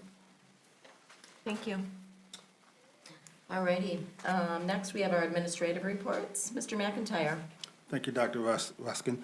One quick note, I would like to thank those who served on the food service RFP committee, and that would be Mrs. Hood, Dr. Kinzer, Deanna Wheeler, and John Brickey. So we wrapped up our project last Friday. Information was sent to MDE. We had 2 bidders, the incumbent, which is Chartwells, and we had Quest Food Management. Thank you. Thank you. Dr. Kinzer? Thank you, Dr. Ruskin. Today I had the privilege of attending the Rotary Most Improved Student Luncheon held at the Suburban Showcase. It was a fantastic event hosted by our Rotary. The Novi High School Counseling Department recognized 10 high school students who have experienced some form of struggle, challenge, difficulty that they've overcome through hard work. Very inspiring success story. So it was a great event, and I'd say like every event that we have in this district where we recognize students, I walk away just amazingly impressed with what our students accomplish. So today was a great event. I also want to let you know that we're progressing through our hiring process for our next assistant superintendent of academic services. We'll be meeting with a facilitator from Human X Ventures who conducted screening interviews this week of our initial candidate group. We'll be narrowing that group down to finalists that we will interview with a panel on May 31st. And we will be on track to make a recommendation for hire on June 16th. Thank you, Dr. Kinzer. You're welcome. Next, we have an opportunity for board communication, if anyone has anything they'd like to share. I'll go. Oh, here we go again. No, you get to go first. No, all I was gonna say is, I stopped by the varsity baseball. They had a tournament on Saturday, to recognize Mental Health Awareness Month. And, our baseball coach does a lot of cool things like that. We had a tournament, for breast cancer awareness. All the boys wore their pink jerseys, which they do every year. But anyway, this is, I think it's kind of new where the baseball team recognized that. So I wanted to recognize them for doing that. I think it's important. And even when teenage boys may not think they have any mental health to be concerned about, just their awareness, maybe they can help their older sister or their younger brother or somebody else. So, thank you. Thank you. Mr. Cook? Yeah, I had the honor of attending the high school choir concert. It was postponed from last week to this week. Claire Schureg did an outstanding job with all choirs. They all performed an a cappella piece or two, and the way she got them to harmonize was outstanding. I would recommend anybody go to those concerts that when they know about them, attend them. You'll be surprised at the talent we have here in Novi. Thank you, Mr. Cook, and thank you for attending.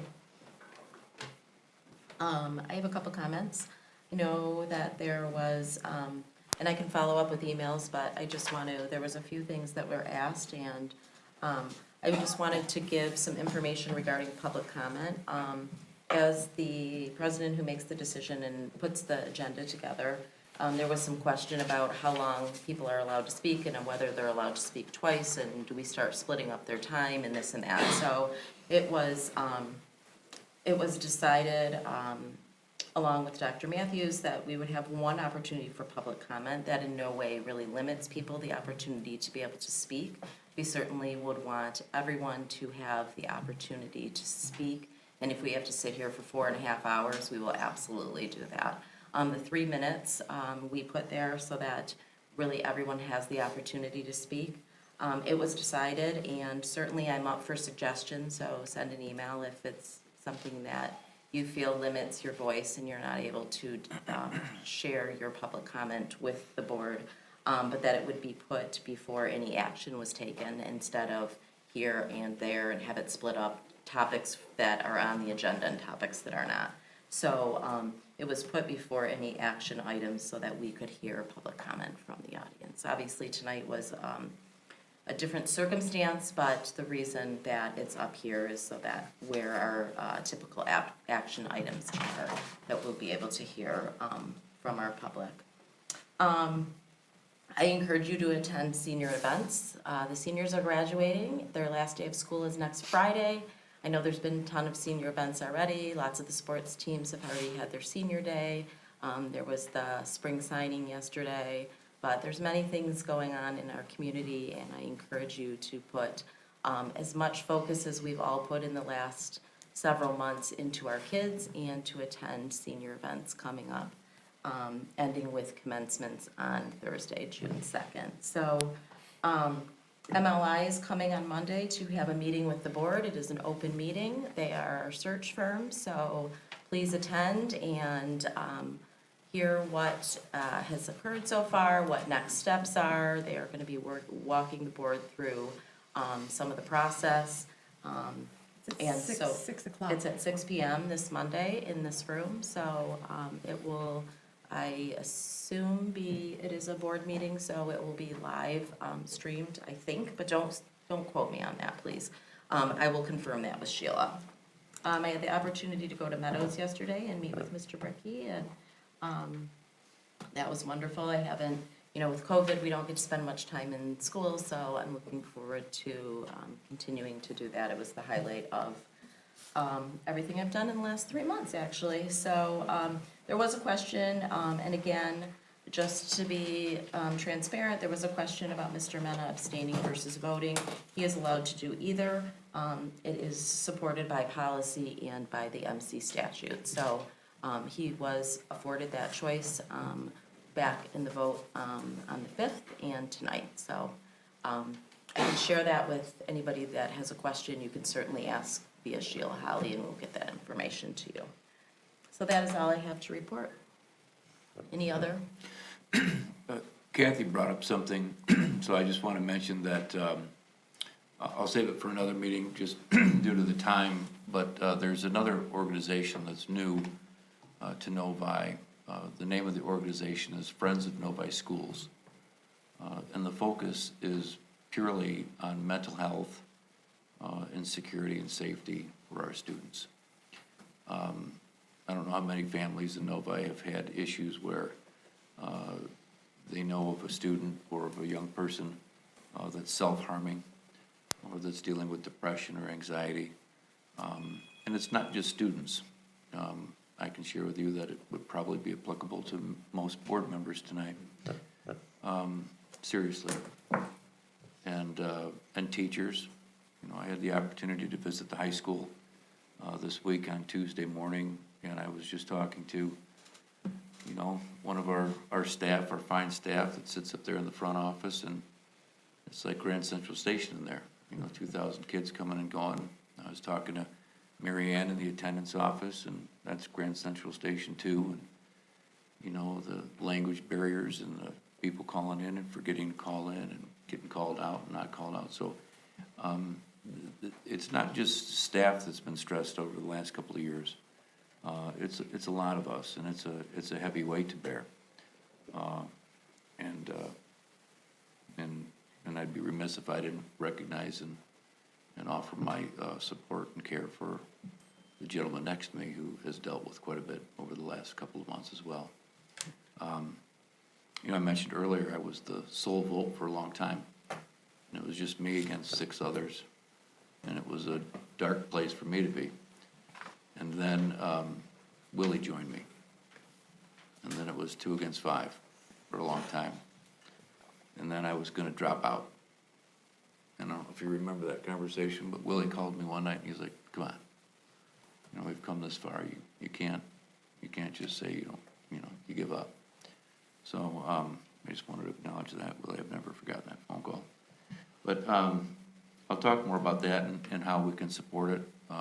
That organization's just in the stages of getting our stuff together. I'm thrilled to announce that the executive director for that organization is going to be Jason Smith, who has spent a lot of time and energy, helping the NEF get up and running and raising funds. So I'm looking forward to sharing more of that with you guys in the future. And then I guess I'll wait and address my committee report in a couple of minutes. Thank you. Okay. Any other comments? Okay. Seeing none, we are going to move on to the consent agenda. Madam President? Yes. I move that we table the consent agenda until a later meeting because there are errors in the, We need to make some. errors and omissions that need to be made. Okay. I support. So the motion on the floor from Mr. Cook and supported by Mrs. Murphy is that we table the consent agenda to Future meeting. a future meeting to make revisions and corrections on the meeting minutes. Any comments? Okay. Seeing none, all in favor, say aye. Aye. Opposed? Motion carries 6-0. We will move on to our action items. We have 2 action items this evening. We will start with the personnel report. Dr. Kinzer? Thank you, Dr. Weber. This You got it. evening, we have one new hire. Rebecca Day, special education paraprofessional at Novi Woods. Thank you, Dr. Kinzer. If I can get a motion to recommend the personnel report? Mrs. Hood? I move that the Novi Community School District Board of Education adopts the personnel report recommendations as presented. Do we have support? Support. Recommended by Mrs. Hood and supported by Mrs. Murphy. Anybody have any questions for Dr. Kinzer? No, just a comment. I think it's Okay. the shortest personnel report we've had in a long time. Don't get used to it. It's Okay, about to thank wind you. up. Okay, Alrighty. okay, good to know. Thanks for the heads up.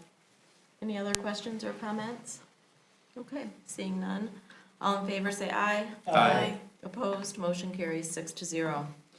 Next, we have on our action items, the Oakland Schools 2022-23 budget resolution. Dr. Weber. Mr. McIntyre? But this is you, budget resolution. I can read it. Okay. Oh, do we have to read the whole thing? Yeah, I'm gonna read everything with every decimal point, I think, on this part of it. So per the Michigan Revised School Code, section 380.624, parenthesis 2, let me clear my throat. The Oakland Schools annual budget must be presented to Oakland County's 28 school districts by May 1 each year. Oakland Schools distributed 3 sets of their fiscal, 3 sets of books, that's true, I'm just kidding. 3 sets of the fiscal year of 2022-23 proposed budget documents is set for the superintendent, business manager, and board treasurer, Miss Kathy Hood. So required by us, review the intermediate school district's general education operating budget, not later than June 1, adopt a board resolution expressing support for or disapproval of the proposed budget. Submit to the ISD's Board of Education any specific objections and proposed changes to said budget. Recommendation 1, that the Board of Education adopts the attached resolution supporting the ISD budget. Recommendation 2, that the Board of Education adopts the attached resolution disapproving the ISD budget. And there's the legalese. Want to go, Kath? Oh, I was gonna make the motion, but Go. Please do. our president hasn't asked me to, but go ahead, okay. Mhm. I move that the Board of Education adopts the attached resolution supporting the ISD budget. Support. recommended by Mrs. Hood and supported by Mr. Smith. Does anyone have any questions specific for Mr. McIntyre? Or, I know we talked about this at our last meeting under information and discussion. Mr. McIntyre shared that he and Dr. Matthews were able to review this and that they would support a recommendation to support this budget. Mr. Cook? Just before either it's approved or denied, it has all 7 board members listed on there as voting already, so we need to make sure that that's corrected. So, Where are you seeing that? It's on the resolution. on the resolution that we end up signing and sending in. Oh, okay. Oh, but I think they do it twice, so you choose whether, Right, but Mary Ann is listed in both. oh, of you're those. right, okay, sorry. Yep, She is not present. that is correct. Okay. And this is one of those formalities, it doesn't really matter how we vote, it goes through anyway, so. That's true. It looks like actually, I don't know, but you may need to sign it so you can make sure that Sheila. I'll make sure the corrections. Thank you. Thanks, Mr. Cook. Any other comments or questions? Okay, seeing none, I think we're ready for a vote. All in favor, say aye. Aye. Opposed, motion carries 6-0. Thank you, Mr. McIntyre, and thank you for your work on this. You're welcome. We will move to information and discussion. We have 3 items this evening. We have policy updates and revisions. Dr. Weber? So I will go ahead and go to the first one, which is actually going to be policy, and I believe that is Mr. Smith. We discussed over the last several months, making some updates and revisions to, on our policy committee. Those are listed, as you guys can see, we've talked about them. It's been up, we've mentioned it at least in committee. It's come up a couple of times at the table. You can see the new wording is the red ink that's on there, and you can go through it. There's really just a sentence here, a sentence there, and then in the middle of the first and second pages, you can see that we've inserted a few paragraphs, trying to clean this up. I'll be happy to answer any questions. I serve on that committee with Paul and with Willie. So between the 3 of us, I think we might be able to answer any of your questions. And for the crowd, if without the computer in front of you, that is, our policies are 3004 textbooks and other instructional materials, and then the second is 8010 digital communications, a social media policy. Yeah, Paul. I think we still need to do some wordsmithing on 3004. Delegates the superintendent the authority to recommend and purchase to the board For its approval, yeah. It's a little- for its approval. Yeah, it just doesn't quite sound right, so it recommend. On to the board and 3004? Yeah. Okay. Okay, noted. And, you know, we did remove the other instructional materials from there, but we do have instructional materials down in the body of it also. What we're trying to tackle, you guys, is the whole idea of textbook approval. You know, it's come up in the past. It's come up in the past about, should we review every sentence and every line of every book, and, you know, or what is the superintendent empowered to purchase? So that's what policy 304 talks about. Policy 8010 was the one that came up quite a bit over the last year. It has to do with our social media policy and posting and who's allowed to say what and under what circumstances in Twitter and social media and what consequences would be there. I hate the expression to be blunt, but to be blunt, that was a little harder one to tackle. But we made an effort at it. That's the one that has, as you all can see on the table, about 4 different paragraphs. The district recognizes an employee's First Amendment rights and the complicated issues surrounding free speech. The district is not trying to limit speech, but wants to ensure that employees and students recognize that speech can result in discipline. For employees, that discipline can be up to termination.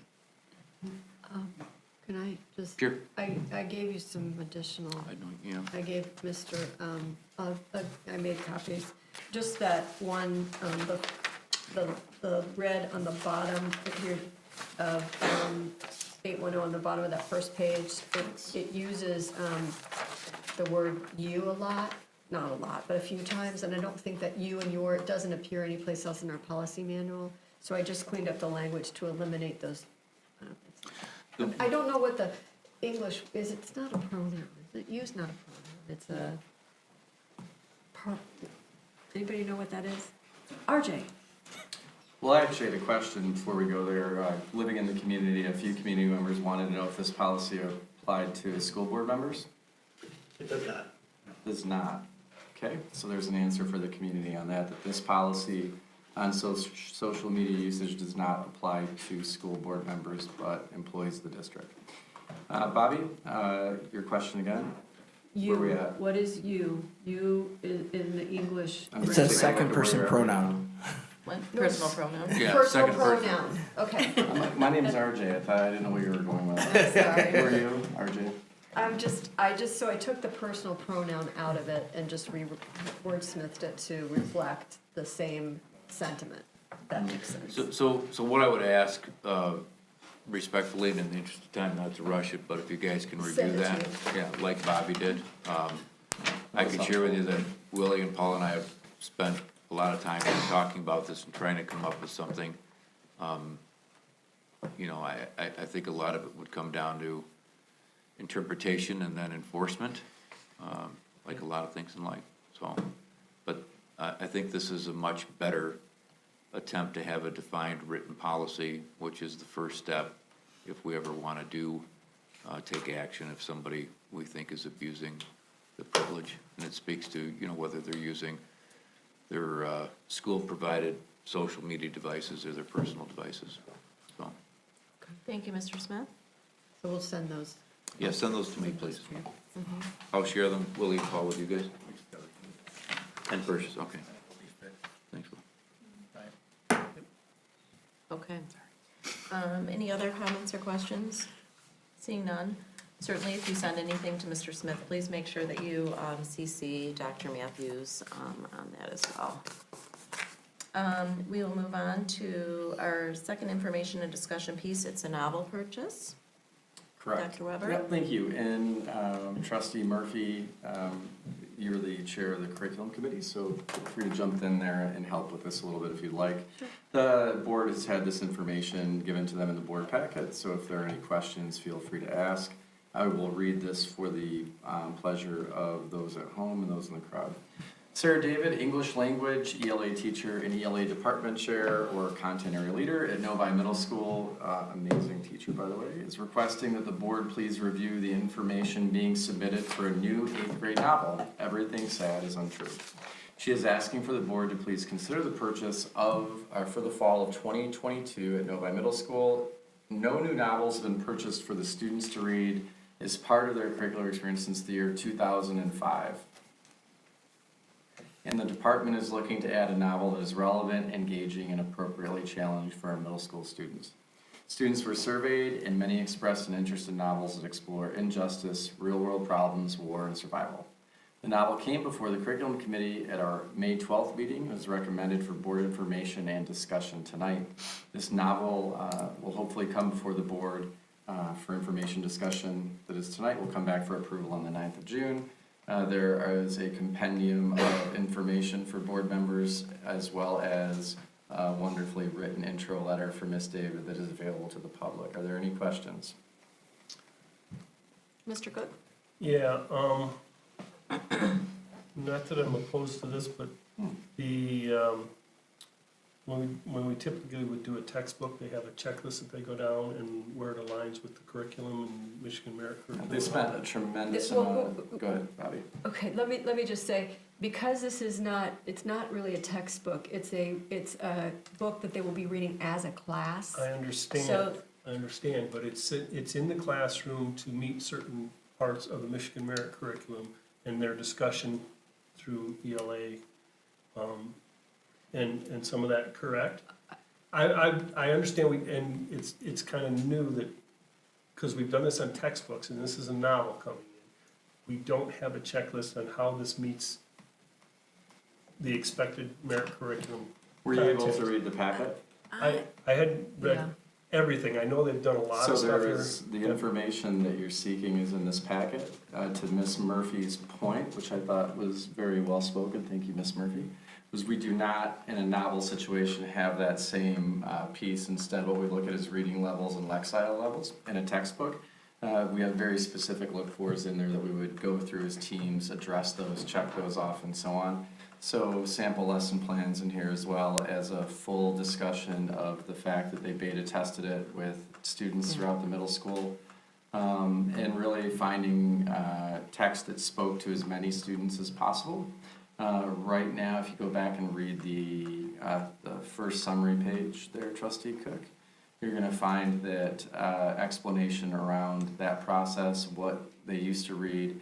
And frankly, one of the books that is exiting is a book that receives some parent criticism, and that is The Giver, is what is being used this year. So the transition was to find something that was far more approachable for the youngsters.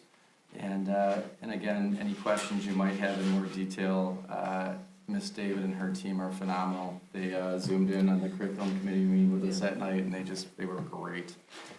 Yeah, they answered every question. Part of it was the givers, it's even the vocabulary in the giver is much lower. And so when you do a read aloud book for all students, you want something that actually does challenge them and stretch their vocabulary a little bit. I'm gonna tell you, I read the book. So, it's got everything they asked for in war and survival and injustice and everything. So it's an excellent read. I think it'll be a really good addition, and elicit a lot of really great discussion for our students, because it's even like much more relevant, as they talked about. They said in the beta testing, because the stuff in Iran, or in Ukraine just started happening, that a lot of them were able to make connections, like real-time connections, as they did it, which I think is pretty valuable. So the kids were very, very engaged in it, which I can see why, after having read it, because it was pretty engaging for me too. And from the letter that Ms. David gave to us and that has been in the board packet, in our selection process, we considered both recommendations of the reading community and teaching possibilities. The school library journal recommendation for Everything Sad is Untrue is glowing, citing not only the ability of the book to address difficult topics, but its humor and ability to bring readers together in unifying human experiences. SLJ also notes the complexity of character and analysis opportunities, not only of the main character, but several secondary characters. The Common Sense Media Review of Everything Sad is Untrue revealed that the content of this novel is appropriate for children as young as 11 years old and earned an A+ for educational value. Furthermore, our exploration of teaching possibilities from others yielded promising results. Two such resources that were examined for inspiration were a unit plan by Melissa Caballero in teachingbooks.net, Everything Sad is Untrue resources, which show great variety in supplemental texts of various genres and instructional opportunities in vocabulary, character, plot, theme, and figurative language. So if there are indeed additional questions on this, as the night is indeed getting long, feel free to email those, and I'd be happy to find that information before we get to our next meeting. Thank you. You're Mrs. welcome. Hood? I wanted to say something. I had the pleasure of attending this committee meeting. I'm not on this committee, but I also bought the book, but I'm only halfway through. But to answer, or maybe to address Mr. Cook's question I'm a non-academic over here. We had a sample at the committee meeting. There was a sample novel. It was a book there. And I'll just use this example to make my point. So understanding character, point of view, and perspective. Within that novel, within that book, the teachers had attached sticky notes with notes to say what I assume, or to note what I assume are lesson requirements. So on page 287, it might have been understanding character, point of view, and perspective. So I think that there's a rubric that they use to work through the story and point out the lessons that 8th graders are gonna do. So, Dr. Weber, maybe, That would be nice to see. yeah, maybe, Well, it's, okay. the crew could do that. Okay. Mr. Cook just sent that to Mrs. Murphy, and you can, we'll get the information for you. Okay. All right, any other questions or comments? Okay. If anything comes up on this before we bring this back to the table on June 9th, just let us know, okay?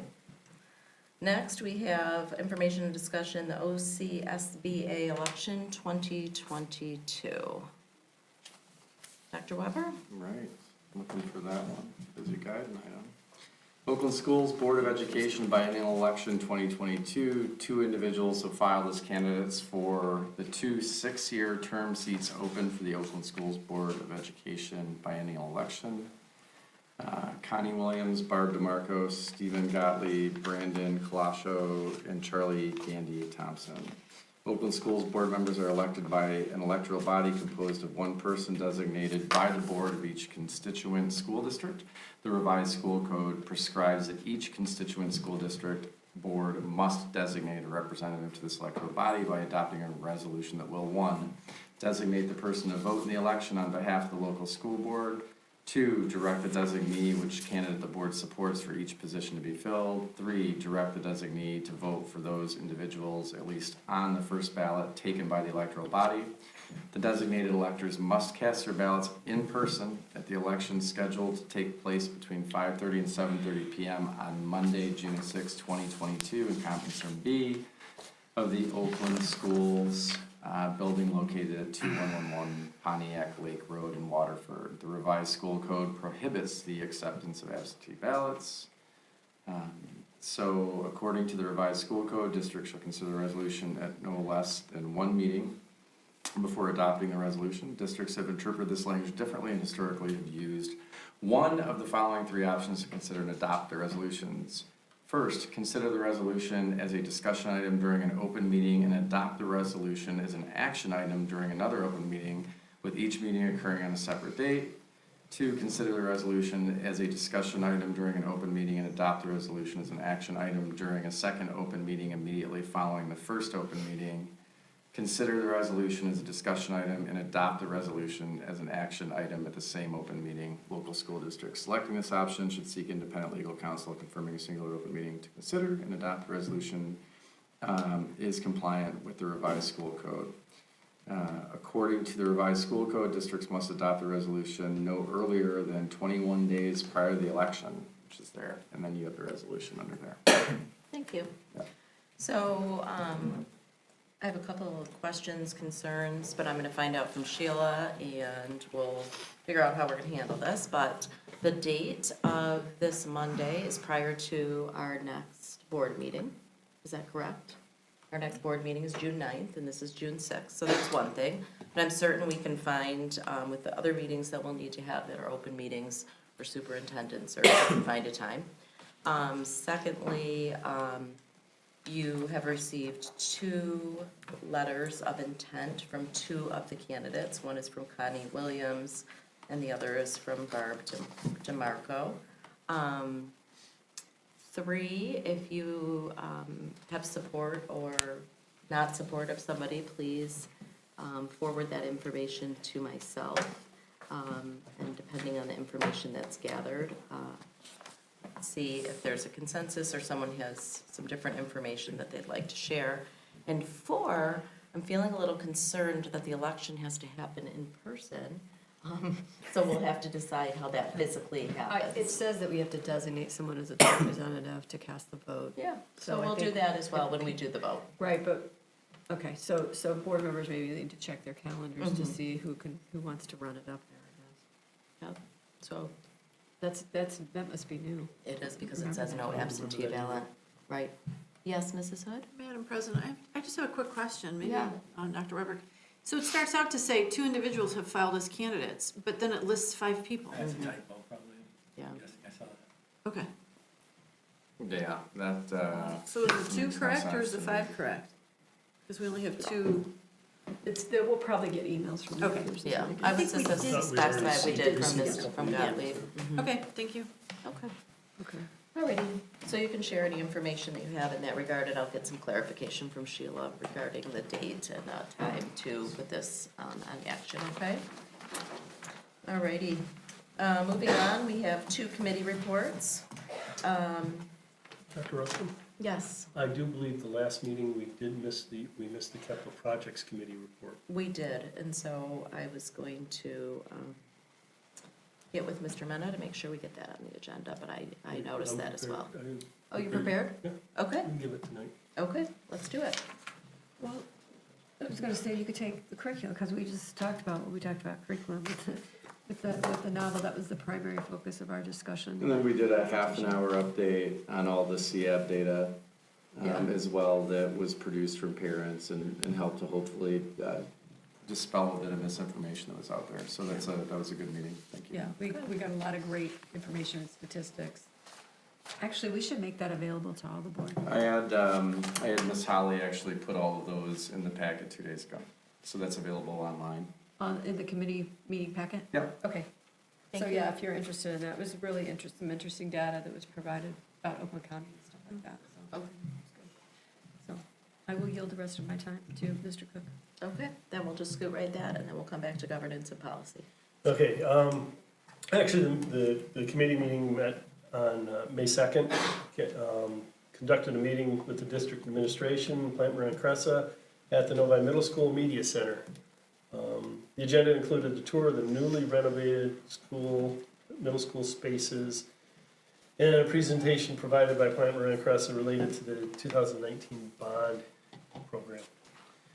The renovated middle school spaces included administrative suites and secure entries and the musical edition. Tour was led by the middle school principal, Robert Baker, and concluded with the committee being pleased with the positive impact these projects have made in that building. Sometimes if you get a chance to be at one of the events, you can wander into probably the musical area, and that's really a great space for those kids. Plant Moran Cressa provided their latest presentation related to the budget and scope realignment, and the committee is supporting their recommendations. Plant Moran Cressa will attend the May 23rd Finance Committee. It's Monday, Yep. 4 o'clock. And meeting to present further discuss these recommendations. Thank you. Thank you for sharing that. And to Mr. Cook's point, I had the opportunity to go to the high school several times, unfortunately, to drop off stuff for my children that they forgot. But it is a wonderful welcome. I don't know if people have been over there, but I finally feel like there's a space that when you're walking up to the high school, you know what door to go in, and it's a welcoming environment instead of, are these the right doors? And I'm walking into a cafeteria and I don't know where the office is. So it's really wonderful to see it coming to life. So next we have Mr. Smith as the Governance and Policy Committee Chair. Do you have anything further to share besides the revisions? Sure, we Okay. met, the revisions we worked on about a month ago. Okay. Yeah, we met just this past Monday afternoon. First of all, it's always great to see students in our audience this hour at night. But they're not going to, kids may or may not be going to Cedar Point tomorrow, I understand, seniors. So we met on Monday, and I just want to echo really what Julie said, or one of our audience members who stood at the podium and commented about how their impression of our meeting on Monday was refreshing. And that's exactly how I felt. It was, President Ruskin texted me later in the day and said, how did things go? And it sounds kind of weird. It was weirdly great. I know Willie was there. Paul was unable to attend. Trustee Hood joined us at the last minute, which I appreciate. Again, Kathy, thank you for putting yourself out there. It looks like you did that a couple of times last week. But we talked quite a bit about seating the committee for the Sex Education Advisory Board. And that was really the main topic. There were a couple of smaller things that came up, just a couple updates on the superintendent search, which is progressing along. And we also talked about our board operating procedure to some of the items that President Ruskin brought up tonight, especially Mr. Mishner brought up, is there gonna be one opportunity for comments or two? And in disclosure, as a board, we've been experimenting with a couple of different things, like trying to get these green cards before we speak, and as we saw tonight, it doesn't matter whether you fill one out or not. If you want to talk, go up to the podium and talk. We can't legally stop someone from talking. We were just trying to do that to manage everyone's time. I'm not sure how effective we are as decision makers, after a 4 or 5 hour meeting. So that was the intent behind that. But the general consensus from talking there, of course, we don't come to any decisions. We'll come up with a proposition, and then that will be presented to the board for us to discuss and vote on. But I do think that there was some sense that going back to having a couple of opportunities for people to speak would be helpful, and having a set standard time would be helpful. I think it would be frustrating for those of you that took public speaking, that you prepare for a 5-minute speech and then you're told you have 3, and that's hard to edit that stuff on the fly. So what was refreshing, and I just want to share this again, and I know Julie, you saw it, but the feel of the meeting was really more like we were at one big table versus us sitting at a table and then taking comments, and I would like to see more of that. We had great ideas from different audience members, and I'm call the elephant out of the room. That was different opinions from different sides that had voted on different things, and everyone seemed to be in agreement that, hey, what we're trying to do is come up with a great policy for how to seat this board that would be reflective of our community, because that's what our intent is, right? To have a board, a committee that was actually reflective of our community, and that's hard to do. I also want to give kudos. Ed left, but I got an email which I'll share with you all from the committee. I don't think you saw it yet. Yeah, he Or sent it to did you send it to everybody? Mm-hmm. But it was a suggestion from a community member that if we had the dollars, Greg, that maybe we could hire a consulting firm to actually give us their opinion on how to accomplish the goal. And I think that's important. I think that, I'm not a statistical guy. Paul, you're probably the closest thing on the committee to that, or not a statistician, but a statistical guy. But how do we look at the community and actually seat a board that's reflective? One of the ideas that came up, and Julie, I don't know if it was yours or Michelle's or someone else, but the idea of having, students sit on the committee, which we have to have, at least 2. But the idea was, well, we can have a student from every school sit in a separate room and talk and come to some consensus on what they think or what they feel, and then have a representative bring that to the table and share that with everybody. So my point was there was some great ideas, and it was very collaborative, and I thought it was very inclusive, and I think that at the end of the day, we'll end up with a recommendation for the curriculum committee to move forward and seat a board that really will be reflective of our students, our clergy, our educators, and our parents. So, Well, I will anxiously await. I did have a community member ask if the person who's been in charge of the CIAB the past 12 years was consulted or asked about anything. No. Okay, thanks. Or I should better say, not yet, since Not this yet. is information discussion. Yeah. So, Yeah. Thank you, Mr. Smith, and thank you for chairing that committee. I appreciate you. I know there's a lot of work. One of the things I think we've talked about adding to the committee is student voice at the board table. So I know there's a lot of other things on the agenda right now, so we don't want to bog down your agenda, but if we can get that on the agenda throughout the summer and kind of have something going forward. And I did appreciate the text message when I asked you how it went, and you wrote excellent. Whatever you wrote, I wasn't sure if you were being sarcastic or not, but I just decided to take it for what it was worth and to move on with the rest of my tasks for the day. So appreciate that report. So I know it's late. I appreciate everybody staying here. It's 11:01, 11 o'clock here. So if we can get a motion to adjourn. So moved. Do we have support? I support. Recommended by Mrs. Murphy and supported by Mrs. Hood. All in favor, say aye. Aye. Opposed, motion carries 6-0.